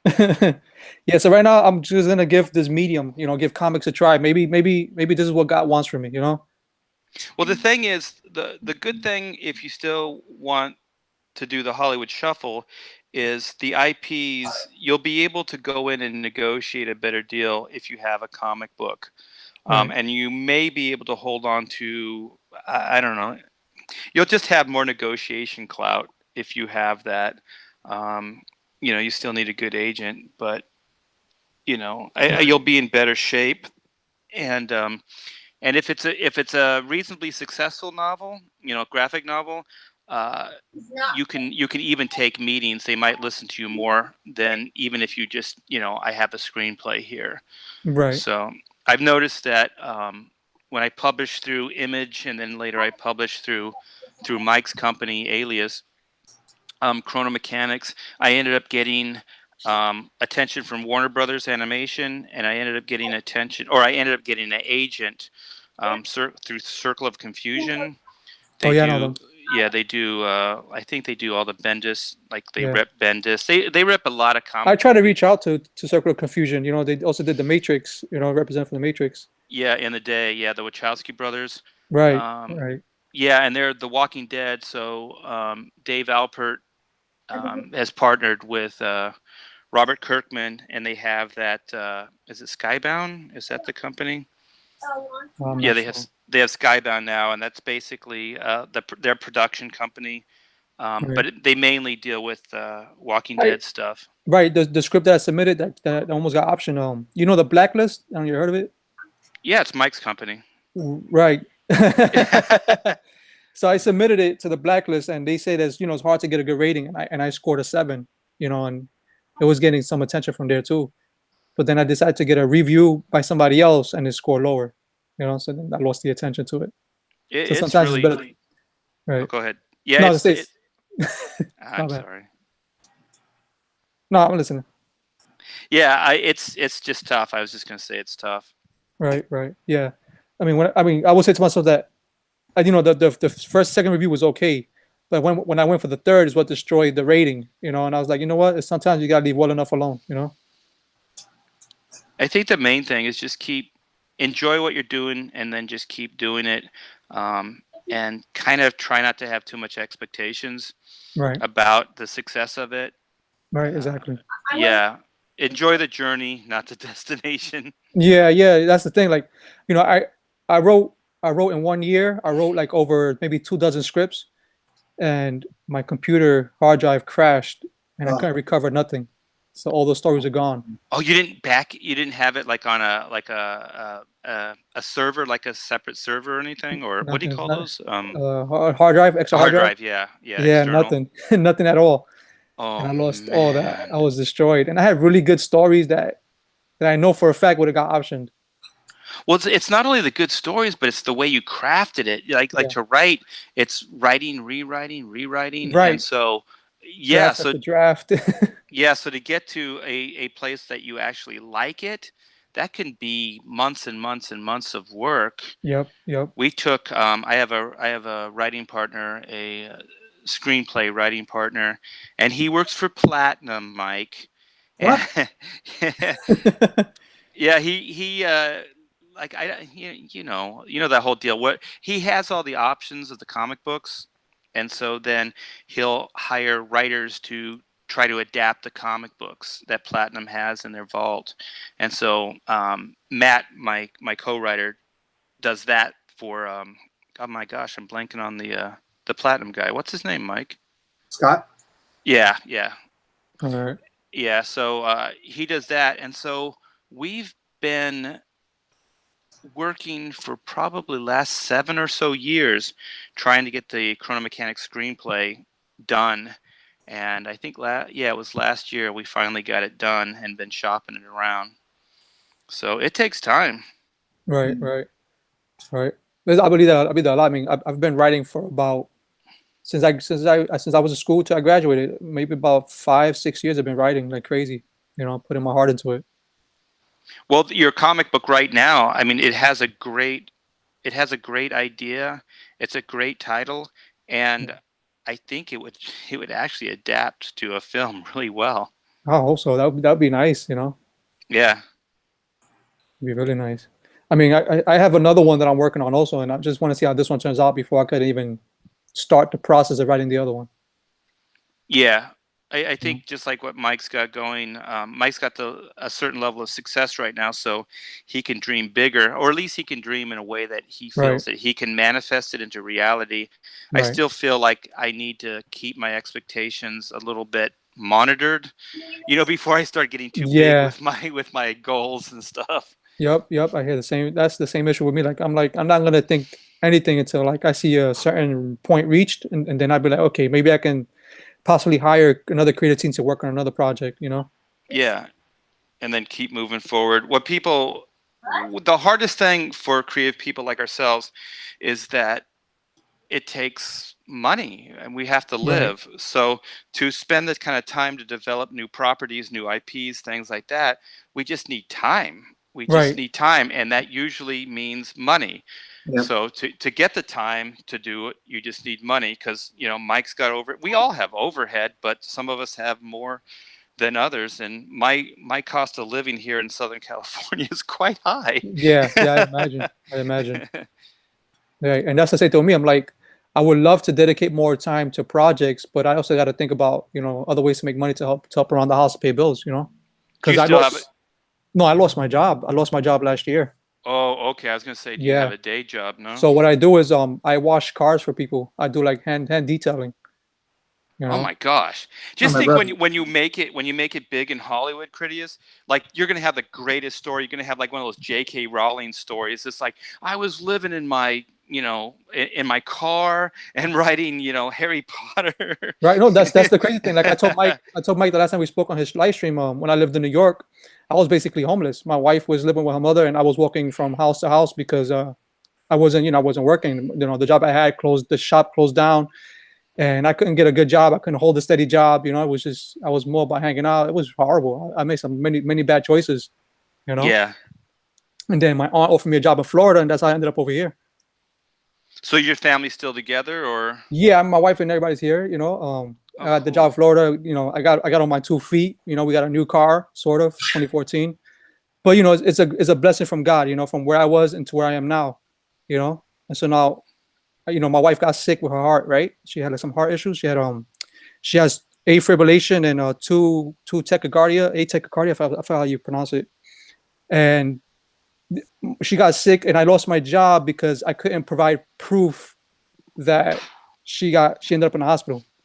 Like I left the proof in the car, and when I asked my foreman, "Hey, can we go get it?" He told me, "No, you can't do that. I'm sorry, I gotta walk you to the gate," and they fired me. Yeah, they don't sound very understanding there at your work. No. And then I apply for random jobs that I can find on the internet, and the best thing is when you're big and famous, then you can just look back and go, that guy did me a favor.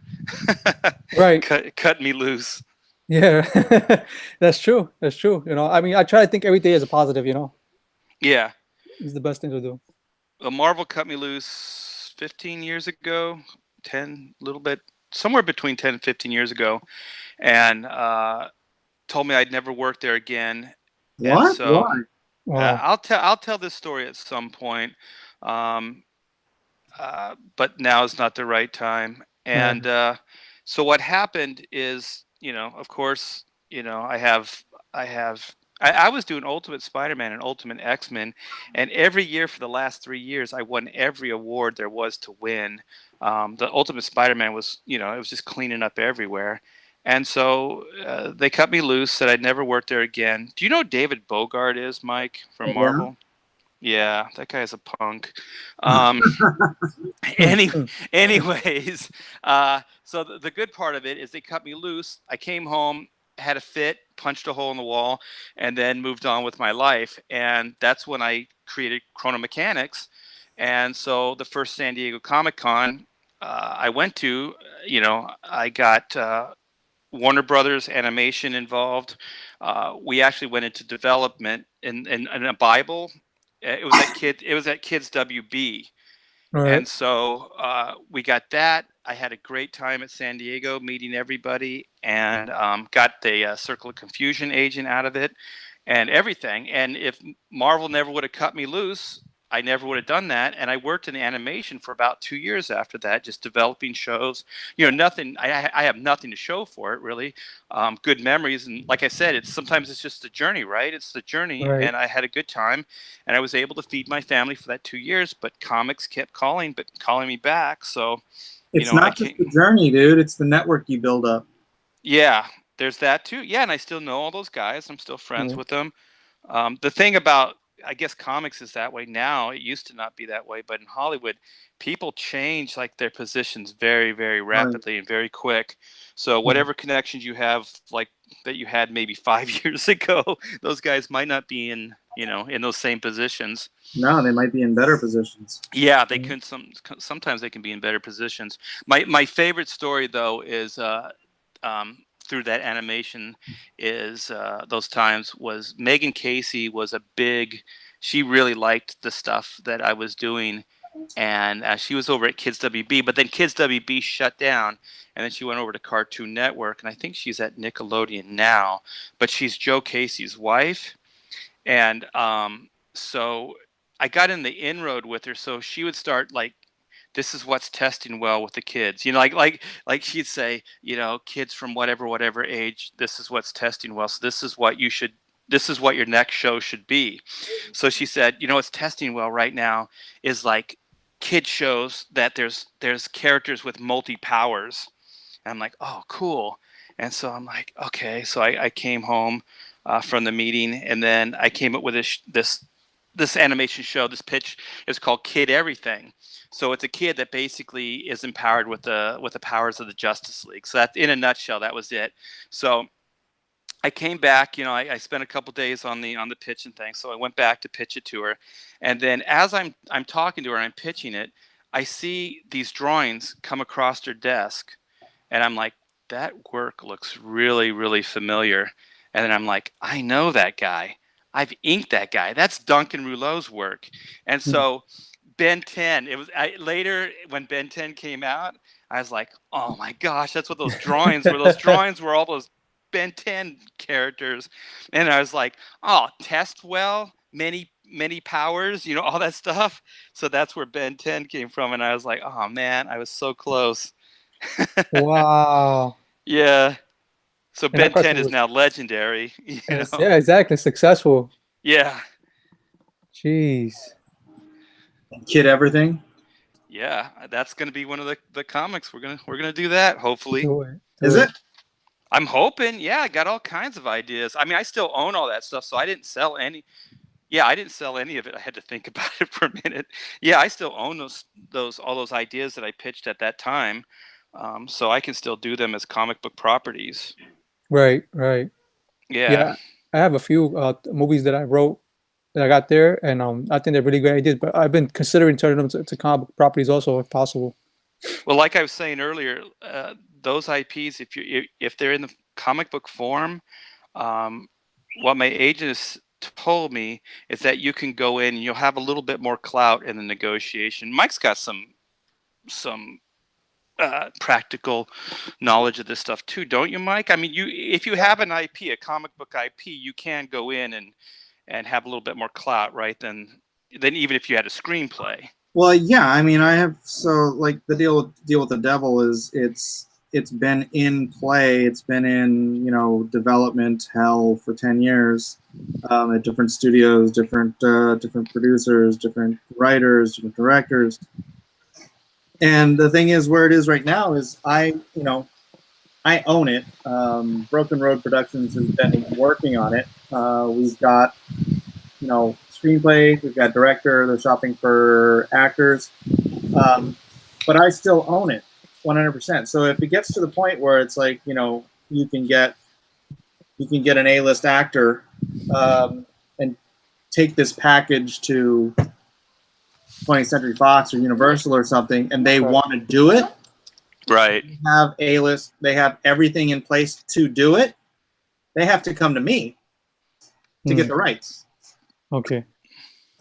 So at that point, they've already got so much invested, but they can't move forward unless they make a good deal for me. Unless they talk to Mikey. That's right.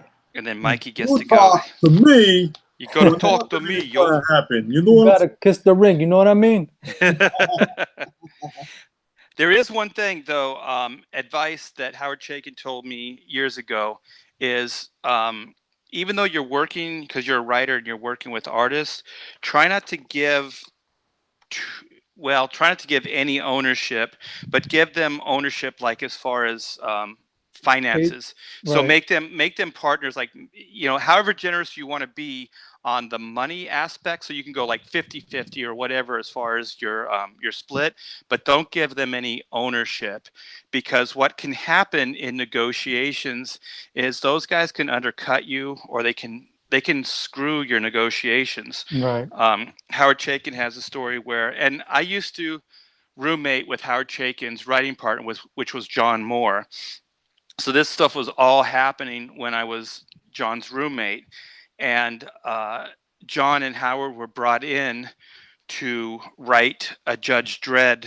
I believe it was Judge Dredd. Oh, there was no. This was before that. There was a American Flag screenplay that Howard was brought in to write up, and that's his character, his comic book character. But he gave up a lot of ownership to First Comics, who published it. So there was like a co-ownership kind of deal involved there. And so First was asking for way too much.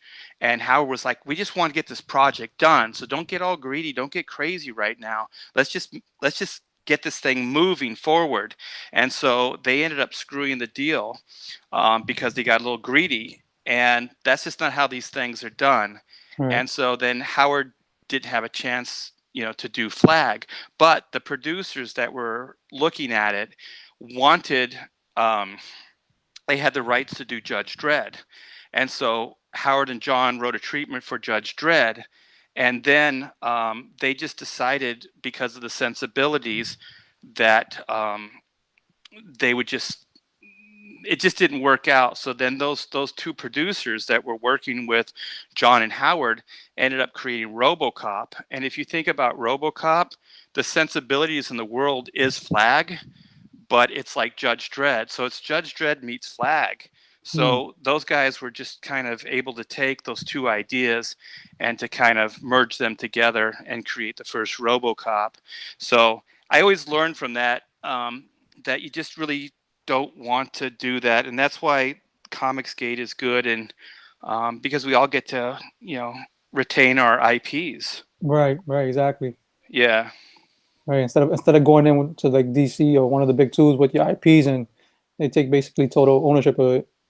Yeah, or a percentage, but then also they have negotiation clout in the situation, and you just really don't want to do that. So you got to be very careful with who you partner with, and how generous you are with ownership. Yeah, I told my artists, one of the agreements we have is that he'll be able to keep the original pages so he can sell them. Well, yeah, that's standard.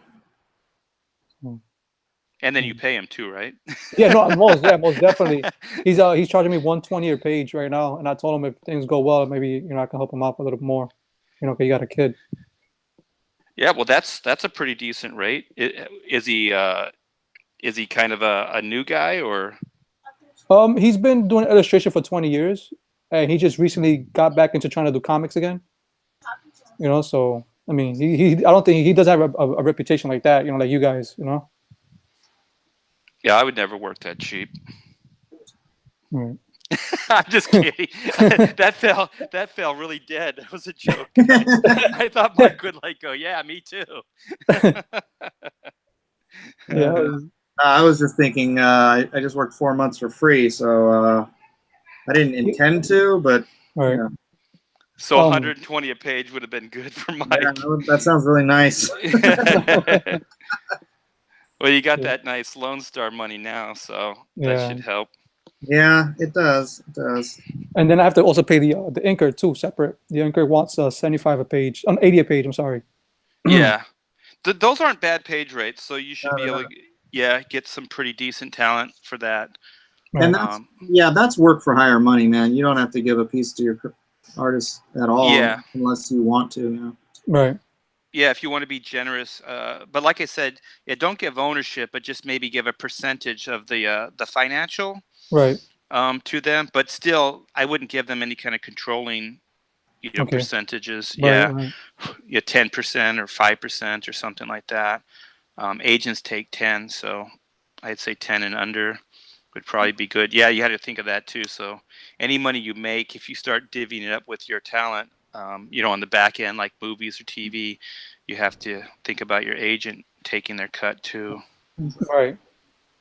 I know. My colorist was approved by Kyle.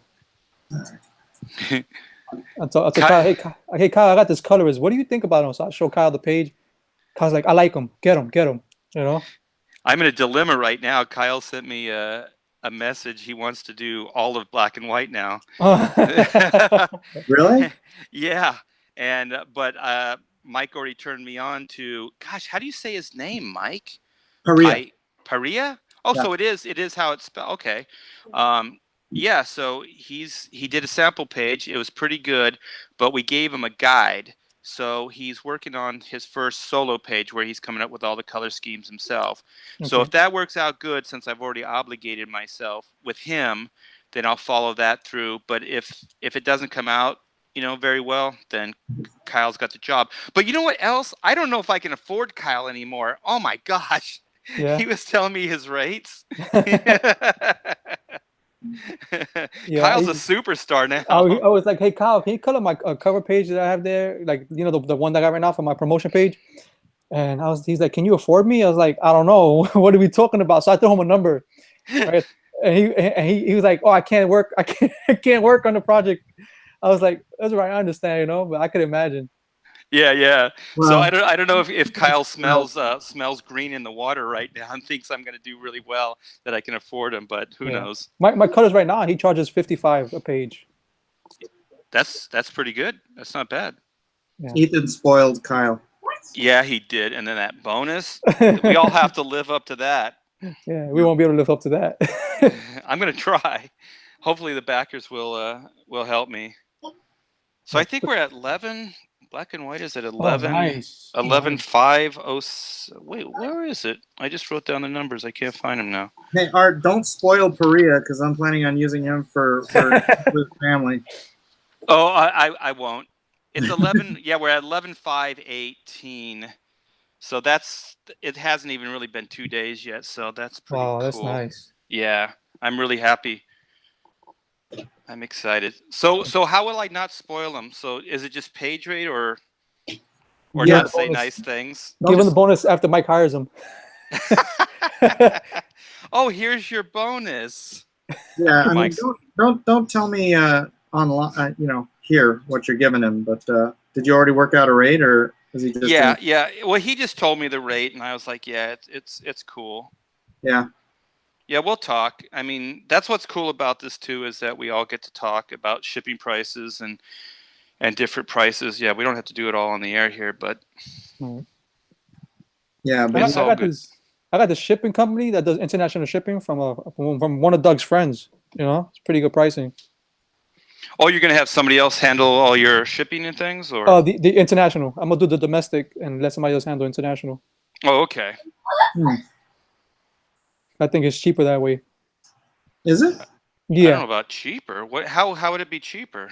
The company that the guy recommended is out in the UK, and you ship all the supply, everything to them, and they handle the worldwide shipping for a percentage, for a small percentage.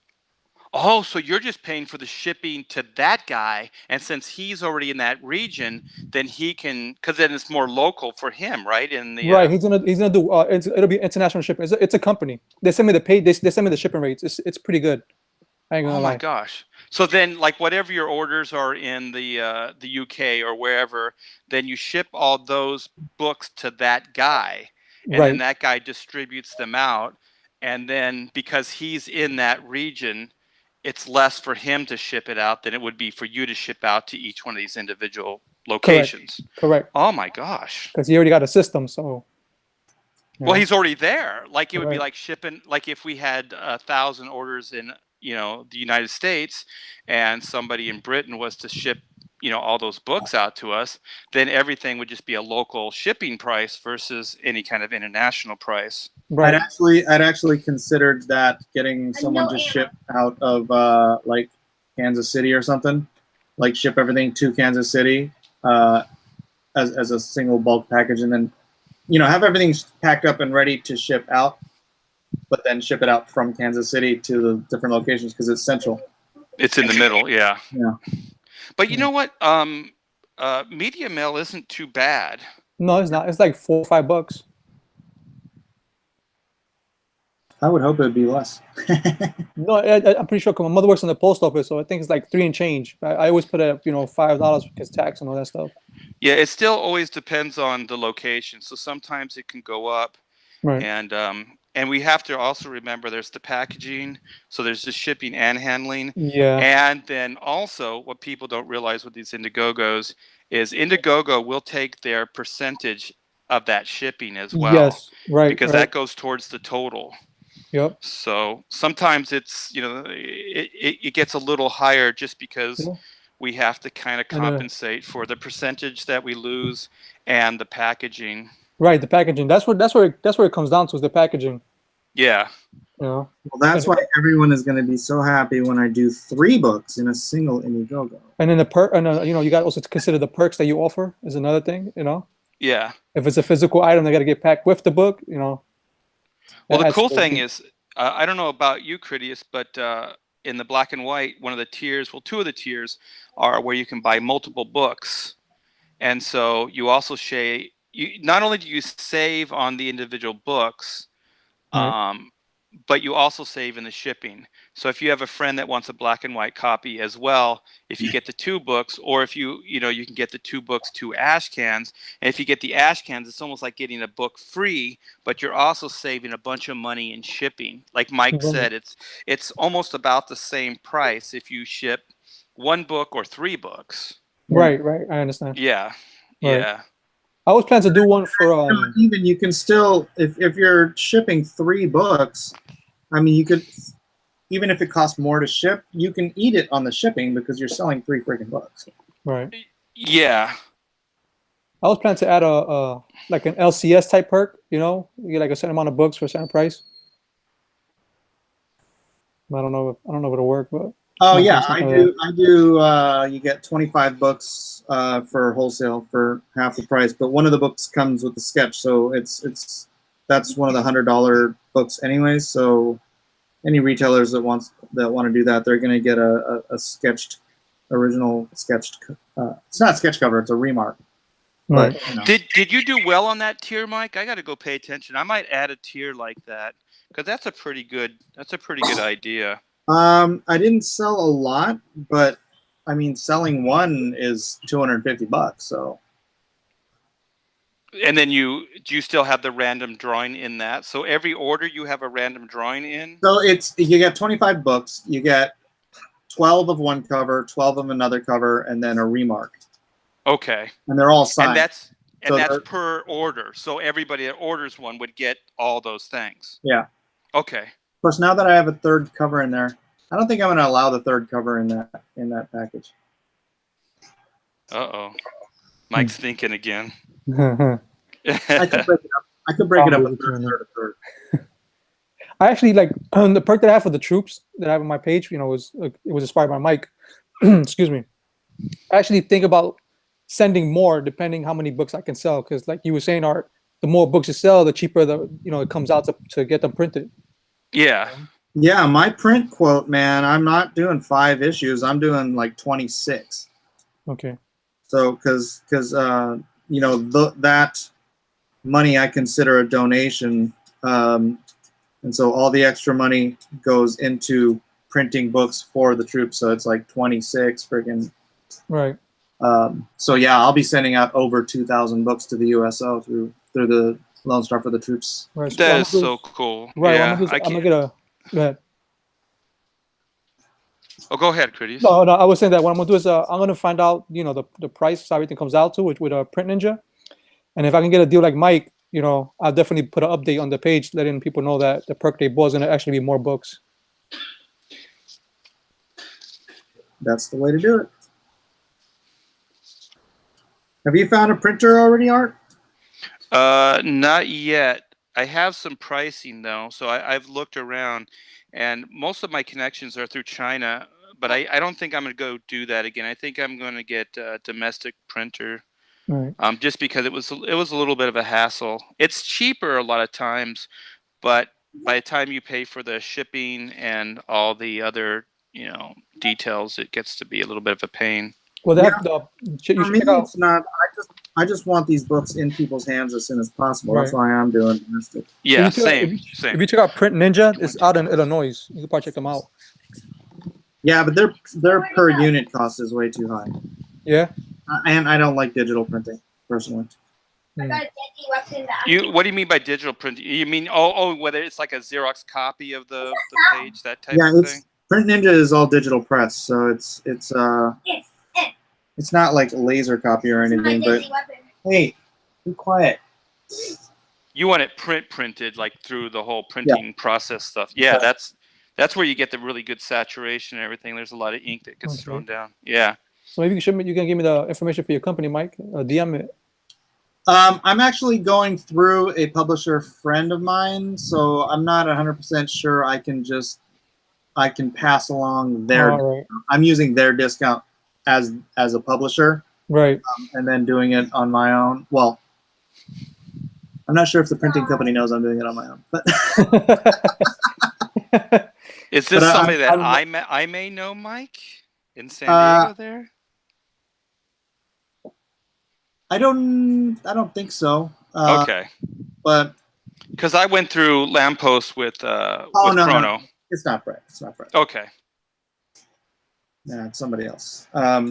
Yeah, Brett uses Trivision. He wanted to do it, and he wanted to go through Trivision, which is again Korea, which is minimum 4.5 weeks, and then as you've seen when you hit a bump in the road at customs, can take significantly longer. So Yeah. Somehow we still, with the Oodles book, we still managed to ship before Christmas, but that's because my wife hustled her butt off. So we still managed to hit our date, but it wasn't because, it wasn't easy because of the shipping. Like you said, it got delayed and then delayed and then delayed. right. It was pretty nuts. We were actually pretty frightful that we were even going to get our books. Oh yeah. Yeah. Hmm. It was pretty scary. Yeah. So at least if it's local, or like you could go drive down there and like rattle some cages. Where's my books? Yeah, and still, even if it's a little bit more, it's just that saving those 4 or more weeks for the sake of getting them into people's hands. I think it's worth it. Yeah. Well, you had a pretty quick turnaround date on your Indiegogo, didn't you? Yeah, I'm gonna miss that. I thought that I could work while I was doing my campaign, but you saw me, dude. I was just on I was on YouTube all day, every day for a month. Yeah, but the thing is, I mean, this is where the hat's off again, Mike. You were mostly always working at the same time. Right. So anybody who's worried, that might be worried, Mike will deliver. Mike is a workhorse, and he keeps his word. So Yeah, I remember Mike working every day, jumping on stream. yeah. Oh, I keep my word. That means I really do have to ban Nasser from my channel. And not only that, Mike, but you're also doing, the pencil and the inking, Yeah. It's like double work right there alone. Then you're streaming and talking and paying attention to chat.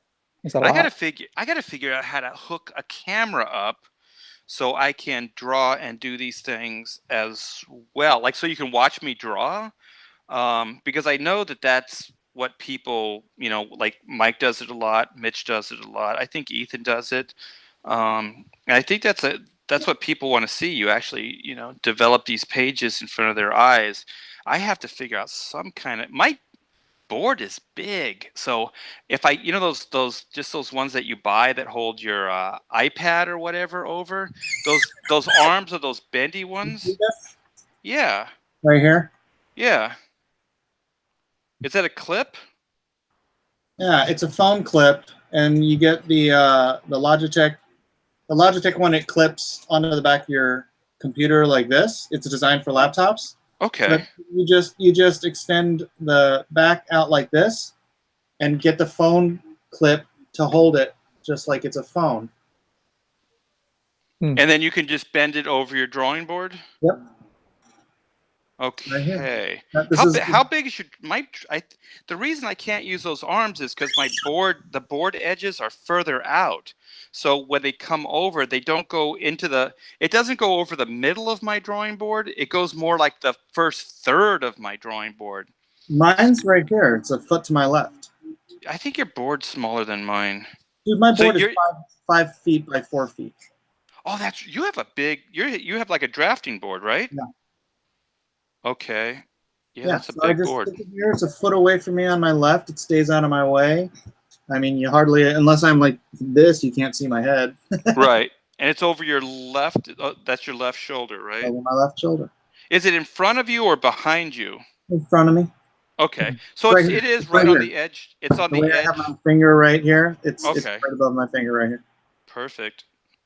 So I just need a camera. Yeah, because also the weight of because I was putting the iPad on there, and before I got the rigid one, I had the bendy twisty one. The weight of that pad, yeah, exactly. It was actually it just kept going. Remember when I was drawing that? I was inking that Shira piece. Yeah. I don't know if I ever told you this, but the camera, the iPad, because I had a bigger one. It wasn't the mini; it was the full size one, and it kept moving lower and lower and lower. And by the time I got to the end of that, about the halfway point of that Shira piece that you penciled that I was inking, I could barely get my brush underneath the camera.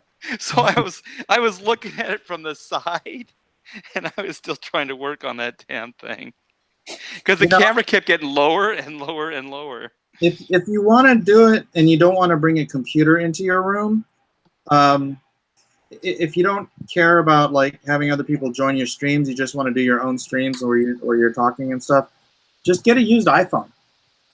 Just grab a used iPhone, hook it up to your Wi-Fi so that you can use Google Chrome on it, or just YouTube. You can use YouTube and you just live stream straight from your iPhone.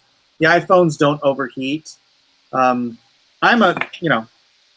I'm Android. These things overheat, but iPhones don't overheat when you're using a camera. We were using an iPhone, and it did overheat.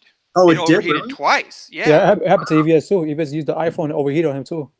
Yeah. Oh, no. Especially if you haven't plugged in. Well, I was lied to. I'm sorry to poop on your point, Mike. That's fine. That's because I'm an Android guy. So yeah. Well, there you go. You're safe. Yeah. You don't want to be part of that Apple conspiracy. Yeah, keep releasing an iPhone every single month. Hey, Pamela, did Taylor leave? Okay. Yeah, Apple releases a new phone every 2 months. Hey, guess what? We got the new iPhone 34. Come by now. Spend some more money. When the news came, because I have a friend who's like diehard Apple guy, like always giving me, not always giving me crap, but he's like just diehard. And I have a Mac computer and all that stuff, but I'm like the phones. The iPhone only comes out once a year, so if you're looking for advanced technology, you go to Android because there's like 4 or 5 companies competing with each other to create the next better Android, and they're coming out all the time. But the iPhone it's a monopolistic market. Yeah, right? I don't like their business model. Any of the Apple stuff. That's what I was saying. Is when the news came out that Apple was slowing down the speeds of their iPhones when the new ones came out, I was just laughing my freaking butt off.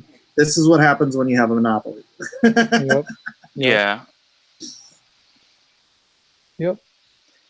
Well, they have the marketing, so yeah, people are getting sucked into it. We had to, because of my daughter's school, they had to have not just a laptop, but they had to have an Apple product. I don't know why. I guess it's more compatible with their programs or whatever it was. But yeah, we did not want to buy an Apple product at all, and because it's so hard to get them fixed and all that other stuff. So they really have a lot of. It's a very controlled company. Yeah. Well, yeah. It's a monopoly. I have an iPhone 7, right? And so my home button broke. So I figure you can buy the piece online and just repair it yourself. And so when I go find out, they're telling me that you have to take it to Apple because they have to sync the home button to a new piece. And I'm like, oh, forget it. I just threw away the phone. Yeah, it's crazy. Yeah, And I don't like having to do it, but you know, sometimes it's a necessary evil, Yeah. and it is evil, right, Mike? Apple? Yeah. Yes. Apple's evil. You know how they used to have the CD slots on the side? You could put your DVDs and your music. Well, you know how when I bought the computer, the one I got now, the Mac, when I bought it, I was like, man, what's the CD slot? I can't put no movies or CDs in it. And then it's like, yeah, you can buy it separate. It's like, oh, you son of a, you know? Well, that was the Air, right? Yeah, it's like, MacBook Pro, you can still do that. no, the MacBook Pro. That's what I got. Are you serious? Yeah, the MacBook Pro, What the the laptop. Yeah, it's just it doesn't have no CD slot. You gotta buy it separate. Oh my gosh, Yeah. that's crazy. Although I do admit I almost never use my CD stuff. It's a brave new world, man. It's because you still use A-Track, Mike. Mike still uses 8-track. That's funny. I haven't even heard somebody say 8-track in a decade. That's funny. It's crazy because I talk to my kids about tape players, and they're like, "What's a tape player? What is that?" I'm like, "Oh my goodness," and I describe to them.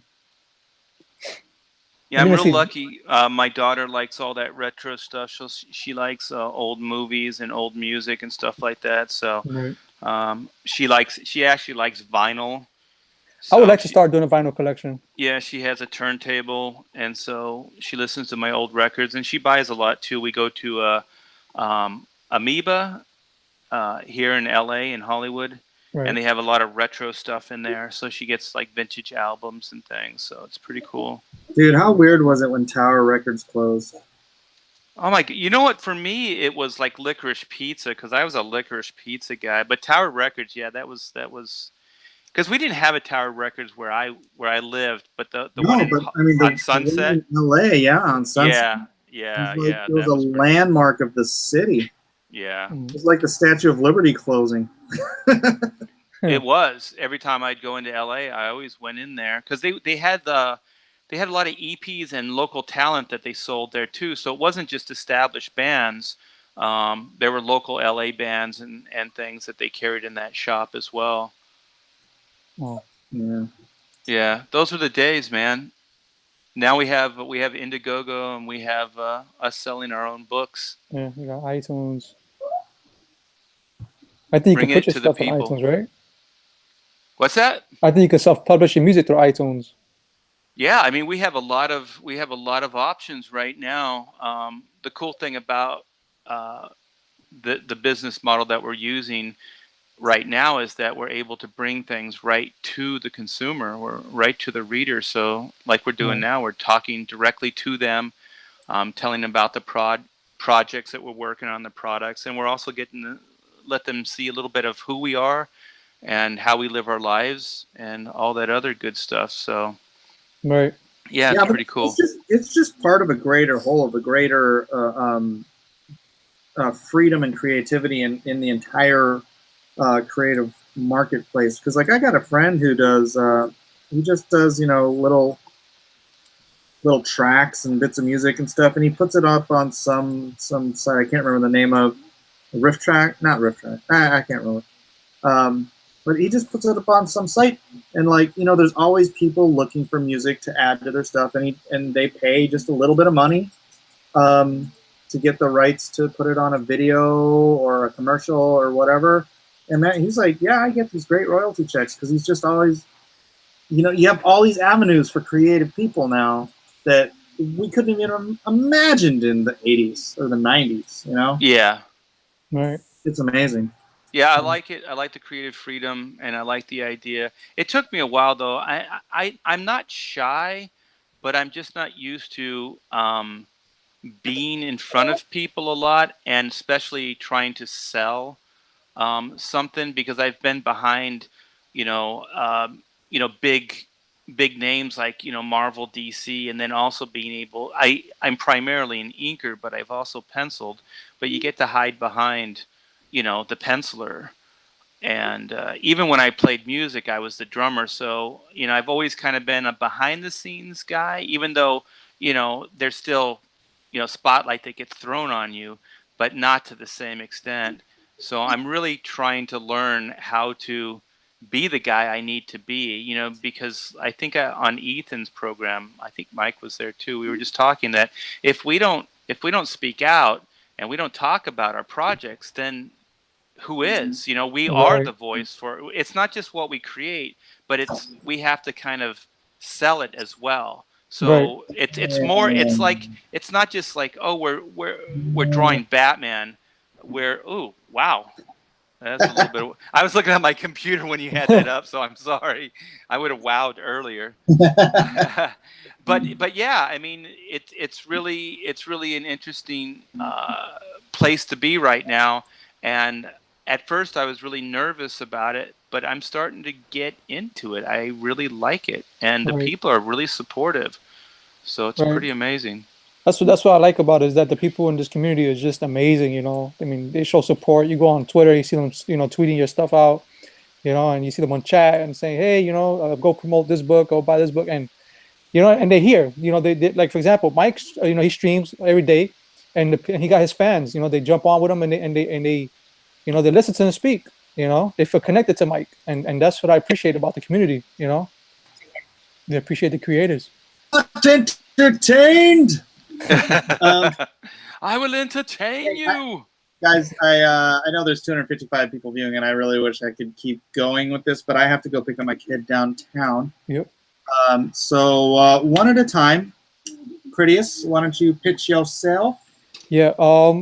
My project is called Detective Dead. It's about a 1932 detective that heads to a raid and gets into a shootout. As he's in the shootout, one of the main criminals escape and winds up at his house and murders his family. So when he heads home, the detective heads home, he finds his family murdered. And as he's holding them in his arms, the man that murdered them is in his house. They get into a shootout, and both men wind up outside and die under a strange blood moon with an aura. And then the story then jumps over to modern time, where the detective's alive and he can't figure out how he got there. And he's going around trying to chase the man that murdered his family. Excuse me. And Critias on YouTube? I don't have no YouTube channel yet. Oh, you don't? No, I tried to do one live stream, but that's about it. How about on the Twitter? Twitter? Yes, on Twitter, you can follow me. It's called I'm Scorn sorry. Comics with the X at the end. That's cool. All right, Art. We're at. Let me refresh this. Oh, cool! It just went up 11,516. So 11,516. We have 203 backers in 2 days. So Nice. I'm very, very thankful, and I'm very, very excited about this. So it looks like it's going to work. And what's it called, Art? What's that? It's called Black and White, not Black and Red, Elliot. Or Brown and Red, Doug. Listen to that thread.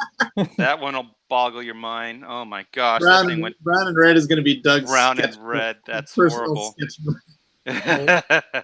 I told Doug I'm not going to shake his hand anymore. Yeah. I said he may get a fist bump, but he ain't getting no shake. I hope he knows it's a joke. He's going to get a wave from me. I'll shake his hand. But yeah, it's. I was kind of thinking that maybe I should add a little bit of extra into the pitch, because I'm a big Big Trouble in Little China fan. So Black and White has a little tongue-in-cheek kind of humor to it from like the 90s. So it's not supposed to be taken 100% serious. So it would kind of be you know, a spy thriller, action adventure, sci-fi comedy. You know, it has all those elements in it.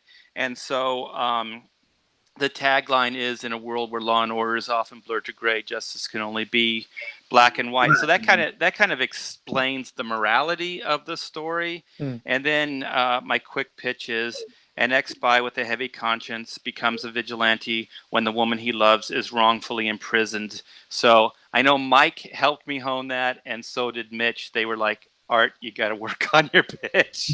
Right, so that's my pitch. Is that better, Mike? Yeah. That's awesome. And Art T Bear on Twitter. And please join Art. Is it just Art T Bear on YouTube? Yeah. Art T Bear. Thybert, not T like Bear, not everybody. Thybert. And yeah, And for please me- come over Ooh. to the Indiegogo, and then Mike gets to pitch his stuff. Comicsgate Live. Ethan is just going live. You guys can jump over there after you cool. listen to my pitch. It is, of course, LoneStarComic.com. Please go over there, check it out. It is about the hero the world needs today, a patriot, a self-sacrificing, a man who knows good and evil and which decision he must make. So that's a quick pitch. It doesn't. That's his character, and stories are about people. So LoneStarComic.com. Please check it out. Please like before you leave. Like before you leave. It totally helps the algorithm. Helps my channel to grow. Every single of the 206 people in here should be hitting that like button if you have not already. Please. I will like it. Thank you. Hey, like it. Like it. I And like Mike. Abacus Mike on Twitter. And there it is. Everybody, Nice. run along to Ethan's channel and I enjoy. appreciate it, Mike. Yeah. Yeah. Thanks. Thanks, Mike. Have fun.